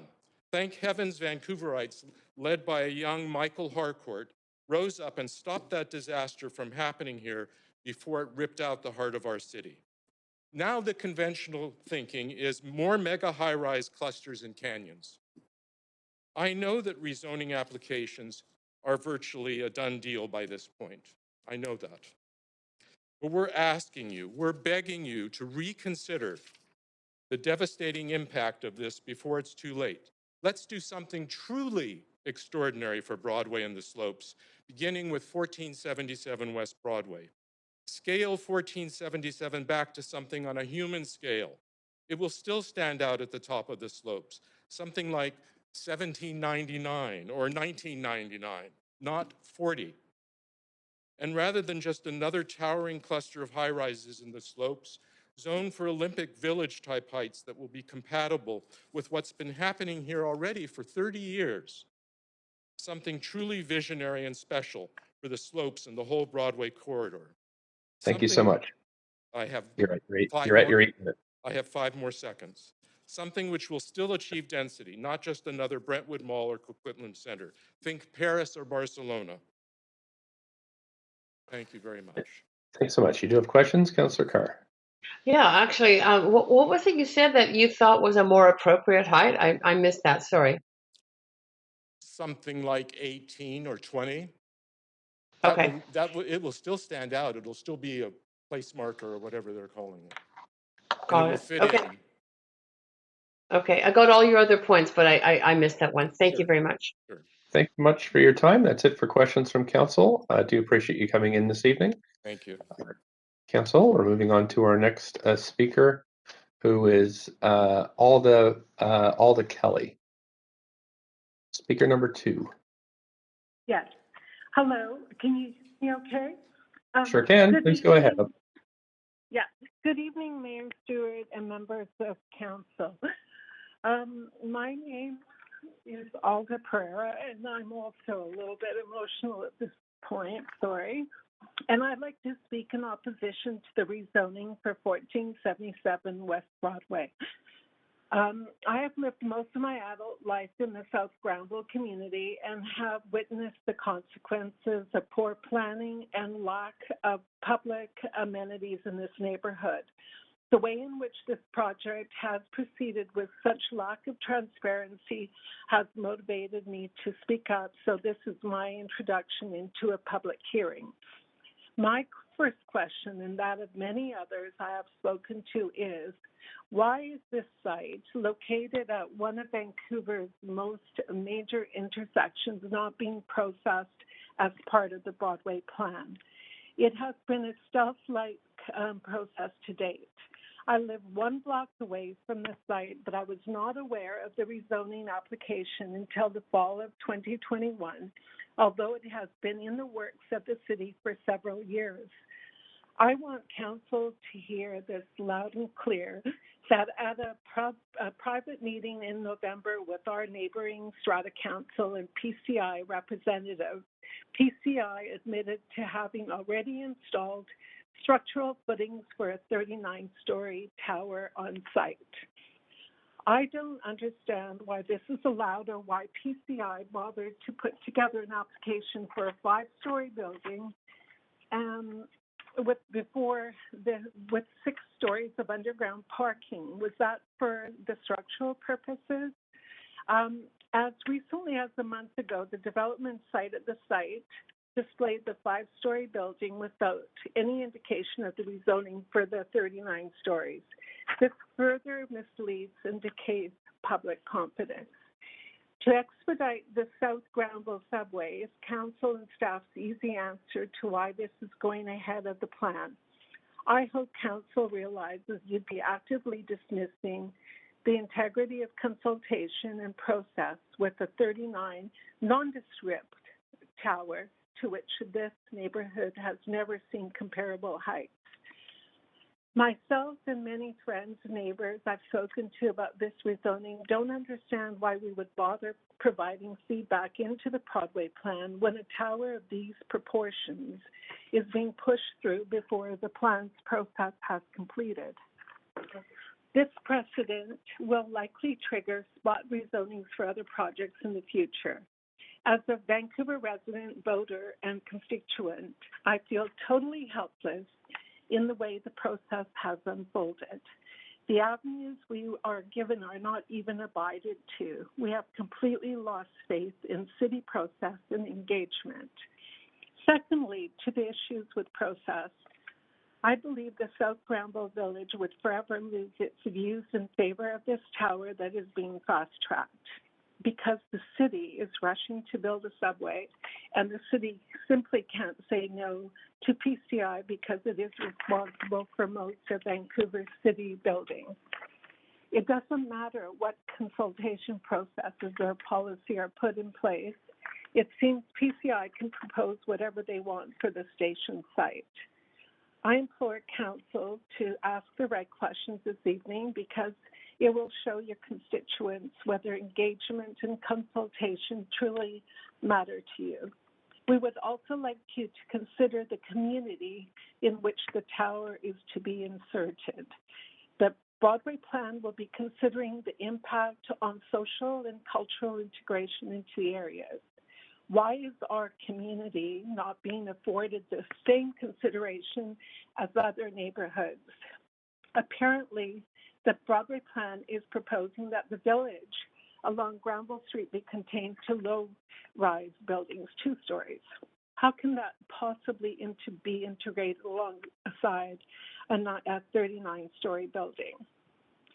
I have worked on many developments in the city, and I know that 39 stories on a rise is very problematic from a topographical perspective and will completely compromise Vancouver's skyline as it is a gateway into the city core. It is massed on the very edge of the street, which begs the question as to why this was allowed when it is always a consideration for most everywhere else. I believe we are only getting part of the picture here. Thank you. We're at the 5 minutes, but you do have a question from Councillor Kirby-Young. Yeah, thanks, Mayor, and thanks for speaking to council. I have one question for you, and you had mentioned a concern about a lack of public amenities. I think we're going to hear quite a bit about that. It's becoming an increasingly bigger issue across the city. I'm wondering if you can tell us what you think is the most lacking in terms of which specific amenities in the area. Like, is it parks? Is it community centers? Is it libraries? Or something specific that you're referring to when you reference that? Well, the only public amenity we do have is the library, and as somebody did mention, it's a very small library. I used to go. That was the only public amenity that I could think that was in the neighborhood when I was raising my daughter here.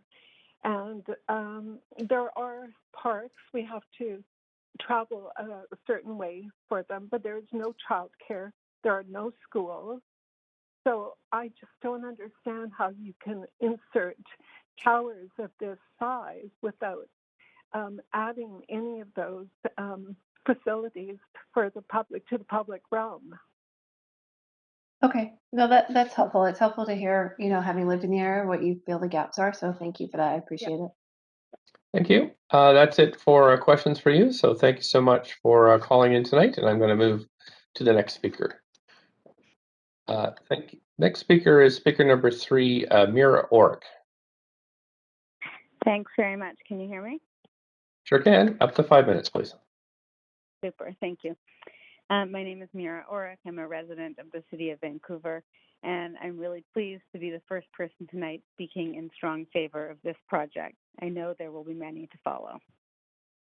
I want to say that I grew up not far from here. I've worked and spent a lot of time in this neighborhood in Fairview. My parents lived 2 blocks away in a tower, not that much shorter than this one, and it's an amazing community of people of all ages, including dozens of families that live in the building. I really believe this building would be no different. This is where density should be. There's no displacement. It's a busy corridor. There's towers in the neighborhood. Of course, there's transit. There are so many, many people who live in Vancouver who want to live like this. I urge you to give them this opportunity. I want to highlight a few points about this project specifically for your consideration. First of all, as all of you know, and I hope feel some obligation to fulfill, we have so much catch up to do on housing, decades worth. Any opportunity to catch up on that, especially without displacement of renters, should be taken. This is an opportunity that does just that. The second is that the massive investment that we've all made collectively into transit, which I fully support, lends a perfect opportunity to take advantage of with building housing. Why build transit for an exclusive few? As many people as possible should benefit from this collective investment. Thirdly, I do believe this is an ideal location for housing. It's above a grocery store with offices and transit, close to infrastructure, the seawall, Granville Island, theaters, and so much more. I appreciate it will be different from what is there now. I really do. And it's not insignificant, the number of floors that will be there different from what exists or what used to exist there. And I know that change is hard, and I think that this change is so, so worth it. Finally, I want to add something that I feel very personally strongly about. And it's about safety and public safety, and particularly safety for women. Density adds safety, eyes on the street add safety, lighting adds safety, and people add safety. Council, I urge you not to listen to those who say that they like this but not here, that they like this but not so tall. I get that this is hard. I appreciate it's a change, that it offers a different feel. Cities are meant to be alive, to grow, to accommodate new people, young people, families, immigrants, pet owners. Cities are meant to evolve and to change. One last comment I just want to make to the developer. The more kids play areas you can add to this development, the better. I really think this is a great community and a great location for families. To council and to the mayor, this is not a time to be timid. I urge you to approve this project unanimously. Thank you. Thank you so much for your comments. I don't see any questions for you, so I'll move on to the next.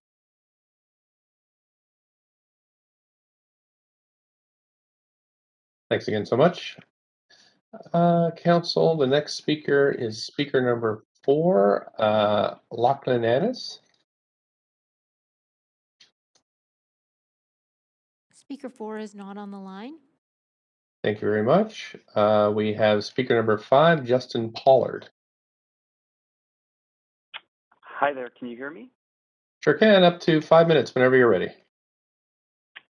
Okay, hello Mayor Stewart and Council. My name is Justin Pollard, and I'm calling in tonight as a local resident that's in favor of this project.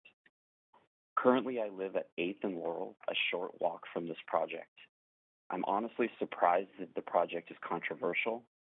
It is exactly what is needed for this location and conforms with the vision shown in the draft Broadway plan.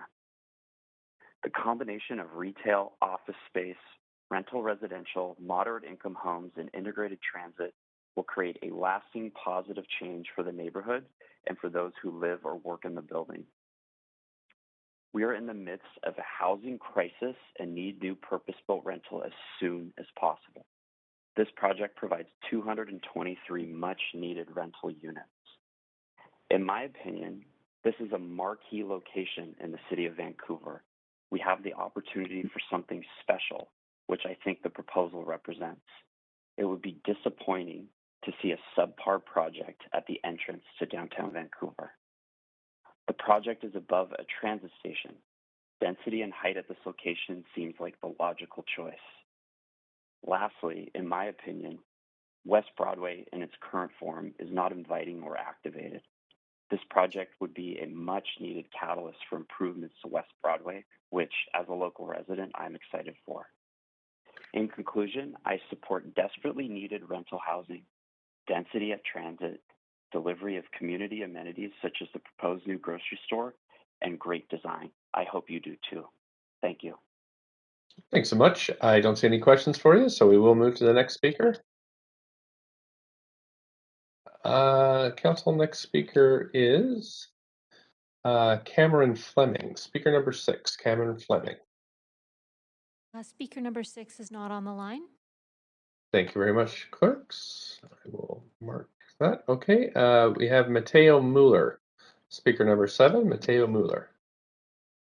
No, speaker number 7 is not on the line. Thank you. We have speaker number 8, Jack Barr. Hoping I'm on the line. Hi there. Hi, Jack Barr. Just need to know if you're a resident of Vancouver. I certainly am. Great. Okay, please go ahead. Up to 5 minutes. Very good. Good evening, Mayor and Council. My name is Jack Barr. I'm a 58-year-old businessman in the commercial and real estate industry, and I'm born and raised Vancouverite, and I'm speaking in support of this project. For 50 years, I've lived no more than 1 to 2 kilometers from this proposed site, and I've also worked 2 blocks from it for 40 years. In addition to my business endeavors, I've wanted to share some comments as the current president of the Vancouver Masonic Center Association. I hope you recall we completely did a rezoning process, and it was the CD1 just to the north, as referred earlier to in this meeting. And that was the property at 1463 West 8th Avenue. At that time, we'd obtained an unprecedented 6.1 FSR, which netted us 18 stories. And with the help of funding from BC Housing, our site now delivers some 150 affordable market and rental homes, along with the supporting commercial uses, including bistro, community amenity spaces for our 300-person banquet hall for the community, and new not-for-profit space for the association. We're proud of this project and proud to be actively open and operating again in this neighborhood. That's 150 units and 18 stories. I know this project is looking at about 223, and it is definitely higher at a proposed 39 stories. You know, beyond addressing the missing middle housing and proposing 100% units, if approved, PCI will include 20% of their units as moderate income rates. This will complement our facility as well. Furthermore, the neighborhood amenities included in this proposal cannot be denied. The South Granville area desperately needs an accessible grocery store. The residents who will soon be living in our building won't likely have cars. Having a station within a few minutes walking distance is a game changer for many. I'm extremely familiar with the proposed Broadway plan and applaud its goals as we see an indispensable infrastructure asset in the subway line come to fruition by the end of 2025. We are aware that the population of the Greater Vancouver area is likely going to increase by 1 to 1.5 million people in the next 15 to 20 years, and now is the time to start preparing for it. Safe, efficient, and convenient transportation is the key to a thriving economy. Without the Transcontinental Railway coming to BC and linking our country together 135 years ago, Vancouver wouldn't be what it is today. And we talk about relevancy with Metro Towns, South Cambie, and Brentwood. We see how SkyTrain and subway stations transform neighborhoods, and those projects are in the 49 to 56 to now 65 stories. So this, in a certain relevancy, pales at the 39 stories. Yes, density is scary to some people, but for Vancouver to grow properly and to have appropriate living accommodation in these important commercial nodes, this is density that's a necessity. Just imagine, as a resident of one of these 220 plus homes at Broadway and Granville, everything you need is within a 5 to 10 minute walk, be it grocery, dining, office supply, clothing, theaters, Granville Island, and the Falls Creek seawall, not to mention a hospital within a few more steps from that. If it isn't close to walking, you have buses running north and south on Granville Street and the subway east and west. You're 2 blocks away from the 7th Avenue bike lane system. These residents that will be renting here don't need vehicles. The future of Vancouver is now. Let's not only think about what we need today, but also the city's needs in 40 years from now, and to build it right. I want to acknowledge Council for allowing this proposal to move forward ahead of the Broadway plan. Obviously, nobody could have foreseen the impacts of the pandemic, and the delays to the plan's approval are unfortunate. I'm happy to see this project aligns closely with what has been released to the plan today, and I think it'll be a great addition to Vancouver as a whole. Thank you for your time, and I hope you vote in favor of this project. Thanks so much. There are no questions for you, but thank you. Appreciate you calling in this evening. I'm going to move to the next speaker, Council. We're just at 9:40, so just 20 minutes left in this meeting. We have next Riza Didi, speaker number 9. Hello, hi. Hi there. Mayor and Council. Yep, up to 5 minutes. Please go ahead. Right. All right. I'm going to keep my comments brief, as you've heard from many others like me. In my view, this is a great residential and commercial proposal on rapid transit. I personally can visualize myself shopping at the grocery store and frequently checking out the retail space, as I am a commuter in the city. It's great to see the additional density proposed here, since the last iteration was only 5 stories. I think vote for this proposal is a vote for a more walkable and denser future in Vancouver. Yeah, thank you. Thanks so much for your time tonight. There are no questions, so I'm going to move to the next speaker. We have Molly Kavanaugh, speaker number 10, Molly Kavanaugh.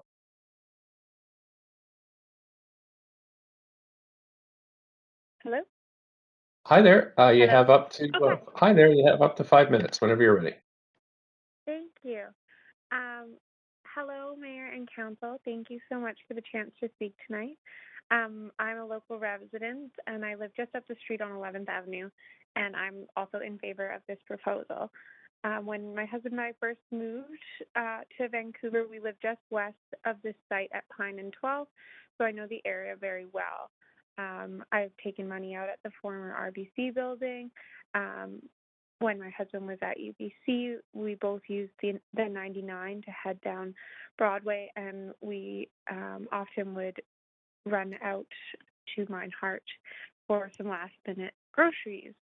When I heard about the station for the Broadway subway was going to be on this corner, I was thrilled. I think it's a perfect location and an easy zip to downtown and well connected to the existing transit network. I hope that the city would consider adding residential to this corner. And when I saw that the proposal by PCI, it was exactly what I was looking for. I imagine the height is a sticking point for some people, but if you take the SkyTrain out to get to almost any other municipality when you get off, you'll see higher towers than this one being proposed. Why shouldn't we be following suit? Density at transit seems to be the way of the future, and the tower is so narrow so it doesn't obstruct much of the view, in my opinion. I currently live in a rental home with my husband and my dog, and recently we've been trying to find another slightly larger space for us to grow into, and it's been really hard. Every viewing that we go into is extremely competitive.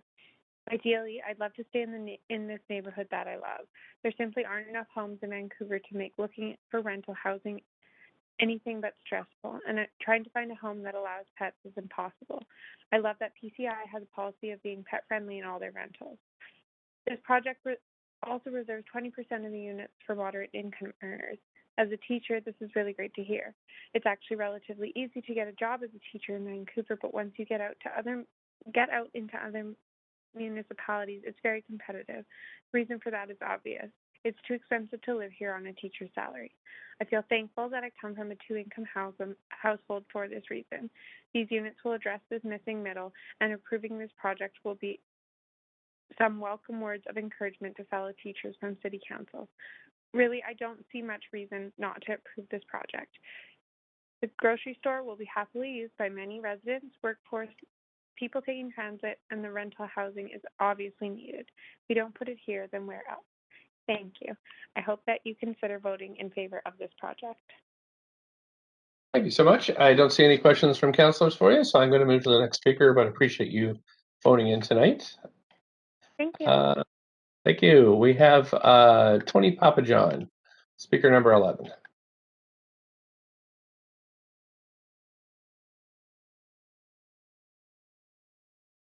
Hello, can you hear me? Sure can. Up to 5 minutes whenever you're ready. Please go ahead. Okay. First, I'd like to thank Mayor and Council for your time. I know these are long evenings, so thank you very much for taking the time to listen to everybody. I'm born and raised in Vancouver and have been living in the South Granville area, 15th and Granville, for the last 4 or 5 years, and I love the area. I am in support of item number 4 on today's agenda, the project at 1477 West Broadway, for the following reasons.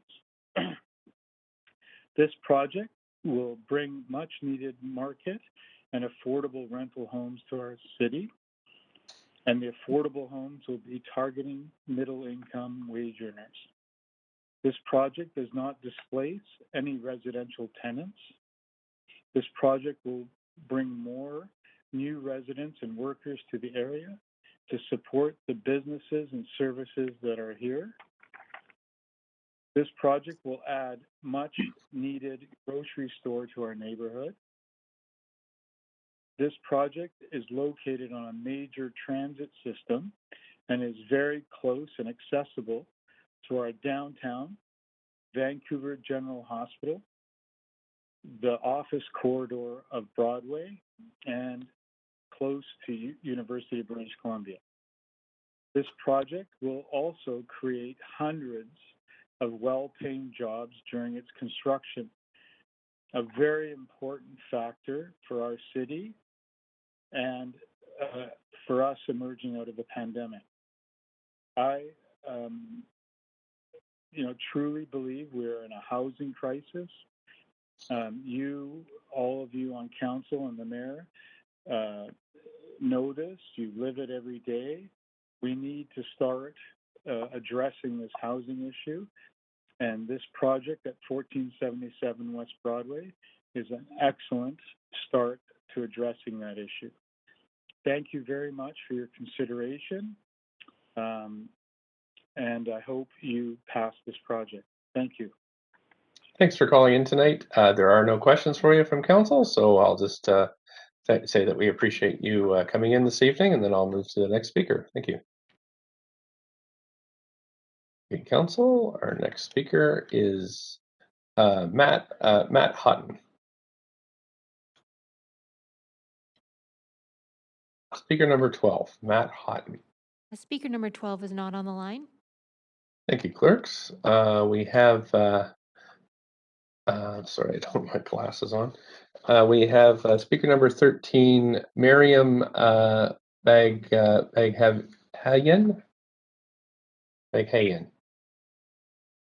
Hi, can you hear me? Sure can. Thanks for calling in. You have up to 5 minutes to speak to council. Okay. Good evening, Mayor and Council. I'm trying to just make it very short and brief. My name is Mariam, and I want to share my support for this rezoning as a student and renter. I appreciate that the city is prioritizing density and transit stations. It simply makes sense for people to live and work on transit. I have recently had to deal with my landlord attending to 20% rent increase. I believe that renting from a larger builder will ensure that things like this don't happen and would give me peace of mind. I don't own a car and use transit frequently, so living somewhere like this, especially in a below market, would be ideal for a student like myself. I'm hoping you'll vote to approve. Thank you for listening. Thank you for calling in. I don't see any questions for you, so I am going to move to the next speaker. Probably have enough time for 2 more speakers. Clerks, we have speaker number 14, Brian Palmquist is listed as in person. Is Brian Palmquist speaker number 14 in the chambers? Yes, he is. Great. Okay. And then we also have Stephen Boas listed as in the chambers, speaker 15. Is he there as well? Yes, he is. Okay. So council, I suggest we try to get through these 2 speakers since they are in person, and then call it a night. So Brian Palmquist, please go ahead, up to 5 minutes. Thank you. I've been a Vancouver resident for 47 years. I thank you for the opportunity to speak in opposition to the proposed spot rezoning at 1477 West Broadway. This proposal was introduced and moved forward to this point on the basis that it's consistent with the as yet unapproved Broadway plan. So I'm going to focus on that context. Next slide, please. The Broadway plan proposal stretches across parts of Kitsilano, Fairview, and Mount Pleasant neighborhoods, but not all of them. It creates more than 50 new zoning districts, all different from these neighborhoods' existing 24 zoning districts. It's taken me some time to unravel the overlaps, the many new zones, etc. In this diagram from the Broadway plan proposal, the location of 1477 is noted in the smaller white box center left in the diagram. The slightly larger white box are the limits of the modeling that Stephen Bohus and myself have undertaken. Next slide, please. The Broadway plan is described in 54 boards. This illustration is just a portion of one board, including parts of 2 of the 25 proposed new zonings for Fairview. As an experienced architect and urban designer, I've worked with many developers in my career, so I know that when they read the zonings, they will simply focus on the items in the red box. How much can I build and how high can I go? There's nothing wrong with that focus, but it informs the models that follow. Next slide, please. The applicant's proposal is for a 39-story mixed-use building. Their own context diagram suggests what the surroundings of that building might look like. This forms one of the bases for our modeling. Next slide, please. The area in silver is the area of the Broadway plan centered around 1477 in the white box that we modeled. I identified what the plan would permit within the silver area. Those are the red-lined white boxes. The red-lined light gray boxes around 1477 are the positions of additional buildings suggested in the applicant's submission. From this information, Stephen created the images that follow. Next slide, please.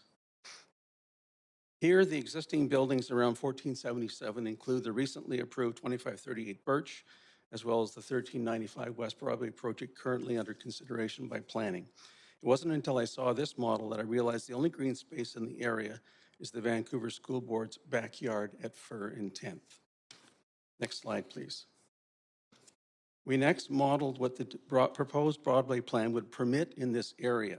I call this the developer view. What this shows includes more than 60 high-rise buildings in the study area from Burrard to Alder, 7th to 12th, ranging from 20 to 40 stories. 15,000 new apartments in addition to 1477's 200 plus. And this equates to an additional 25,000 new residents in the area that we've modeled as compared to a current total population of 33,000 in all of Fairview. That's about 1,000 new residents in each of the study area's residential blocks. Next slide, please. This view from about 40 stories in the air looks north up Granville Street. The north-south extent of the Broadway plan is actually twice what's shown here, but we stopped modeling at 12th Avenue because we ran out of time. The VSB's backyard is still in the picture, but now shaded most of the time by new high-rise buildings permitted on the south side of 10th and 1st Streets. Next slide, please. This view looks west along Broadway, including 1477 Broadway, as well as other buildings permitted by the Broadway plan. Time pressures limited our study area to only about 1/7 of the length of the Broadway plan from Clark Drive to Vine Street. Next slide, please. Hopefully, this brief presentation leaves Council with some things to think about. Our modeled study area is only about 1/12 of the Broadway plan's total area, yet contains up to half the total housing proposed in the Broadway plan team's vision. The numbers just don't add up. We've not had time to analyze in 3D the balance of the Broadway plan area, but we have done the analysis to inform that modeling when we can get around to it. The entire Broadway plan will accommodate more than 100,000 new apartments, not the 30,000 mentioned in the planner's vision for this large area of the city. That 30,000 is mentioned as an aspiration, not a cap or a limit, which is worrisome. The true capacity of the Broadway plan will accommodate all of Vancouver's projected population growth over the next 30 years. But there's already a 30-year supply of homes spot rezoned throughout the city in virtually every neighborhood, mostly not yet built. Thank you. Is That's the 5 minutes. 1477 the model for Vancouver that you want? Thank you. Thank you. You do have questions from Councillor Hardwick. This will mean, Council, we will go past 10 o'clock, so we will need a motion to extend. Motion to extend past 10 o'clock to hear from questions for the speaker and the remaining speaker in the chambers. Do we have a seconder? Thank you. All in favor, yay? Yay. Yay. Any opposed? Thank you. Go ahead, Councillor Hardwick. Questions to the speaker. Yes, thank you very much, Brian. All of this is predicated on underlying assumptions of growth demand. And my understanding from what you just said is you've done something that I've been trying to get staff to do for the last 3 years, which was to provide accurate and detailed housing data, including zone capacity, pipeline, et cetera. From your analysis, how many units are there currently in the pipeline in Vancouver? Given what is proposed for the Broadway plan, in excess of 200,000. There are about 60,000 that have been spot rezoned but not yet built. Another 60,000 where the spot rezonings are in progress, and the balance are in proposed plans like the Jericho Lands, the Broadway plan, Sanoc, and a few others. So what's the total number? Over 200,000. It changes daily because I track it daily. I am allowing quite a lot of leeway on these questions because we have talked about the Good. Broadway plan and the proposal. However, I would remind you that in this public hearing, we are addressing this specific application. Right, and context for this specific application is critical. And because the assumptions that are being put forward here are that there is a supply deficit. And what we are hearing from the speaker is that that is inaccurate based on a tremendous amount of information that he's gathered.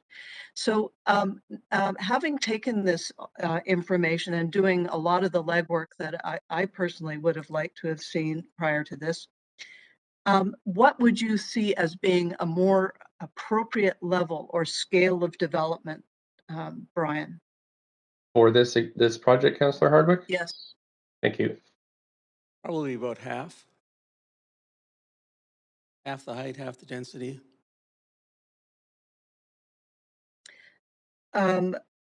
Okay, well, that's really what it boils down to, doesn't it? And I would look forward to having more of the detailed work that you've done provided to council. Thank you very much. Thank you. Okay, you do have a question from Councillor Carr as well. Councillor Carr? Yes, thank you. I've noticed that the towers you've got anticipated there are pretty closely packed.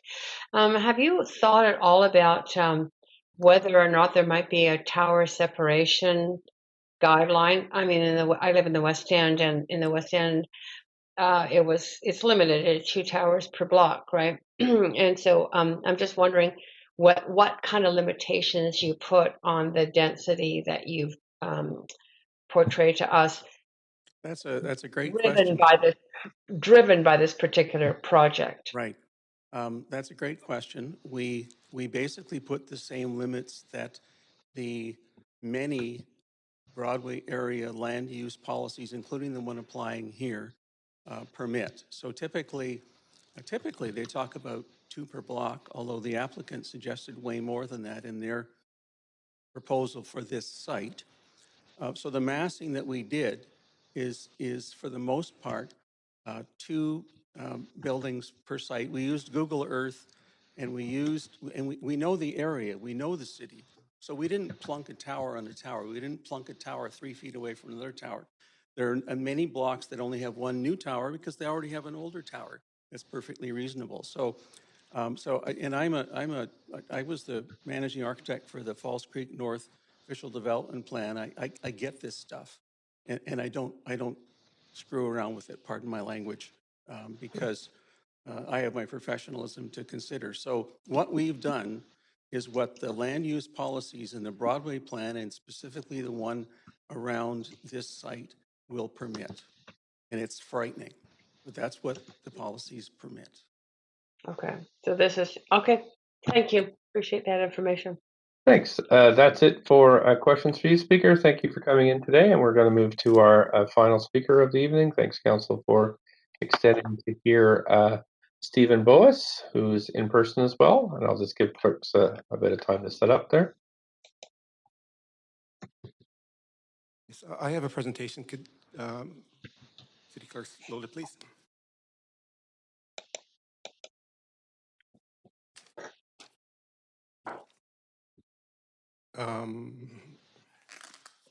Yeah, we're just waiting for clerks to. Yeah, and I have it so it's timed, so every slide should advance once every 7 seconds. You just have to press play. So please press play, and I will take it from there. Okay, whenever clerks are ready. Okay, I'll start your timer now. Thank you. Hi, my name's Stephen Boas. I have a degree in landscape architecture. I live in Vancouver. I'm opposed to this plan, and I'm actually personally affected. I work in Fairview, very close to site. If you look at the public consultation process, I sent in these 2 renderings to show the shadow impacts in October 28th on future Burrard Sloas Park, and they're pretty massive. It's not in the staff policy report. I did mention it, and planners have had these renderings. I've done some more rendering along with for Brian's work. This should be advancing every 7 seconds.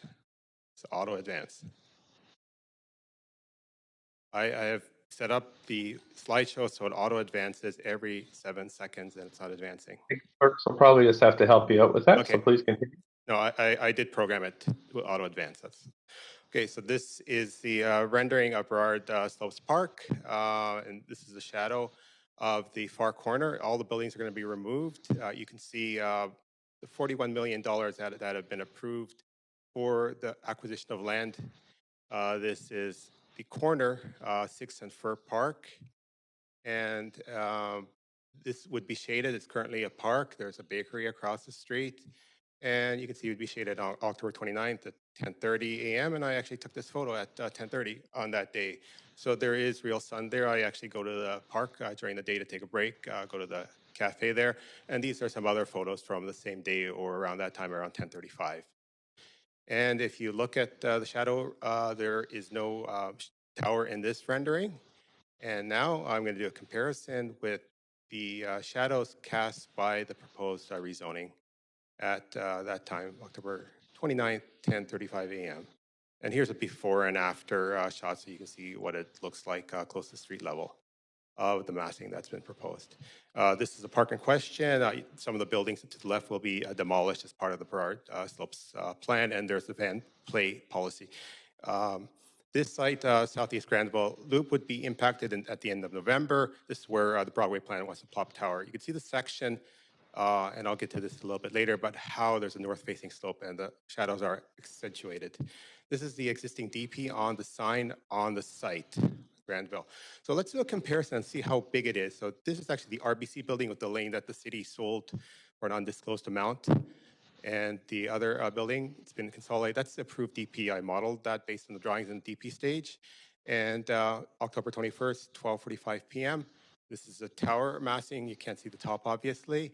And if the Broadway plan were to be built out as Mr. Palmquist has shown, well, you could get a situation like this in a few years if this is what council decides to go for. This is Granville Street looking north. Before and after of the DP and the tower rezoning. And, well, if the Broadway plan goes and Mr. Palmquist studies go ahead. And based on that, possible future build out for Broadway, looking east from around Pine, looking west from around Alder. This is, this is what's being considered here in the Broadway plan.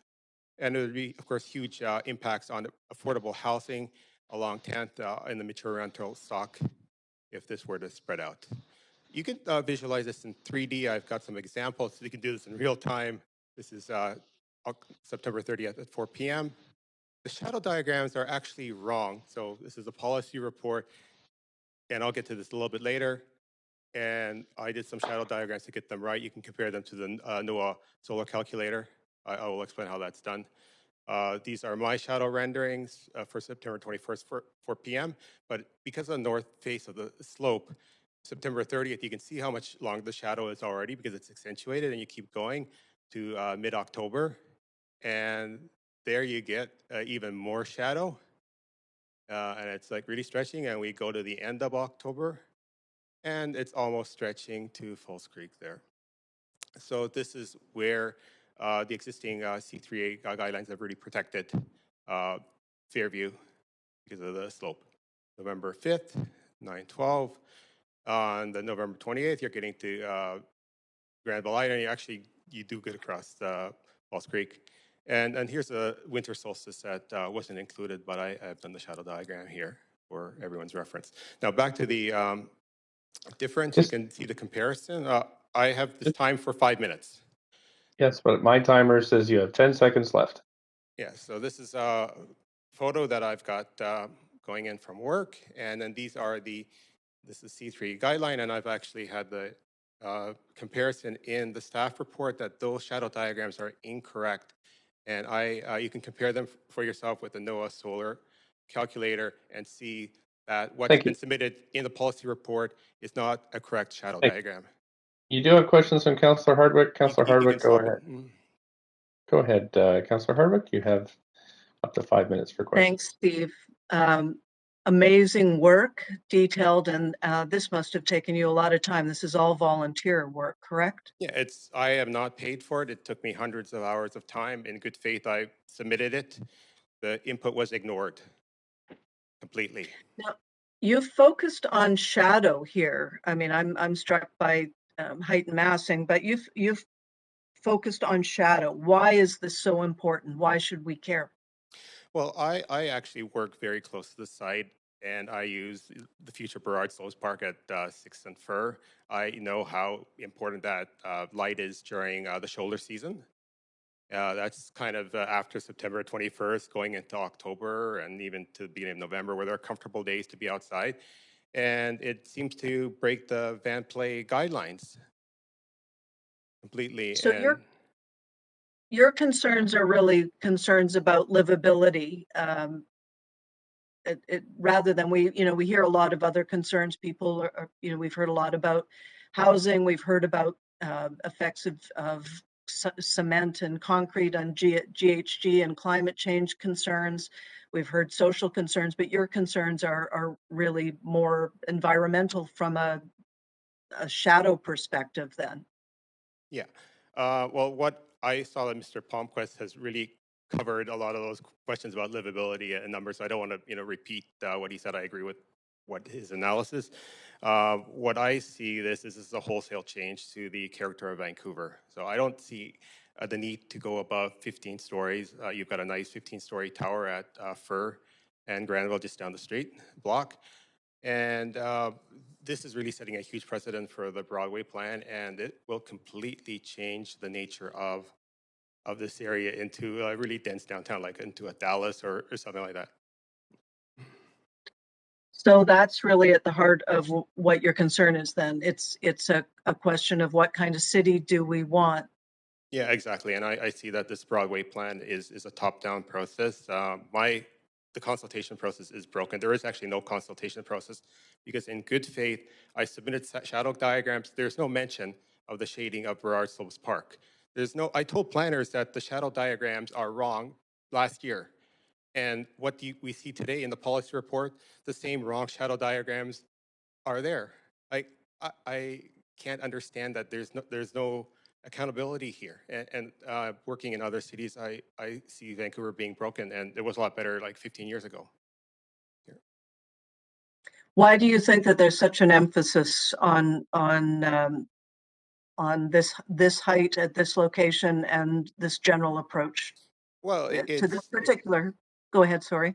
Yeah, no, this is essentially a real estate play. You've protected the livability of the Fairview slopes through the C3A guidelines meticulously for a number of decades, and now it's just a huge opportunity to win windfall profits in huge towers, and whether it's to sell it overseas or so on. But this is not for the benefit of Vancouverites. And I am a renter. I'm a renter. And I work there and I know the area. I love the area. And I see all these empty storefronts. I see all this change. And I really see it getting a lot worse now. Well, thank you for all the work that you do, Steve. Yeah, and I do have all the renderings here on my computer. So if any member of staff wants to look at it, they're more than free to do it. And I do work in the visual effects industry, which is CGI for movies, in case anyone was wondering what I do. Great. Thank you very much. Thanks so much. That's it for questions for you. Thank you so much for coming in, Council. That's it for time. So we're just going to recess this meeting until Tuesday, April 19th at 6 p.m. And we'll continue with item 4. Just a reminder, Council, that just to not engage in any discussion or correspondence in regards to this application, as it's still a live item, and we want to maintain the integrity of the process. Clerks, is there anything else? No, we're good. Great. Thank you, Council. We'll see you after the long weekend. Thanks, Jeff. Have a good weekend, everyone. Thank you. Good night, everybody.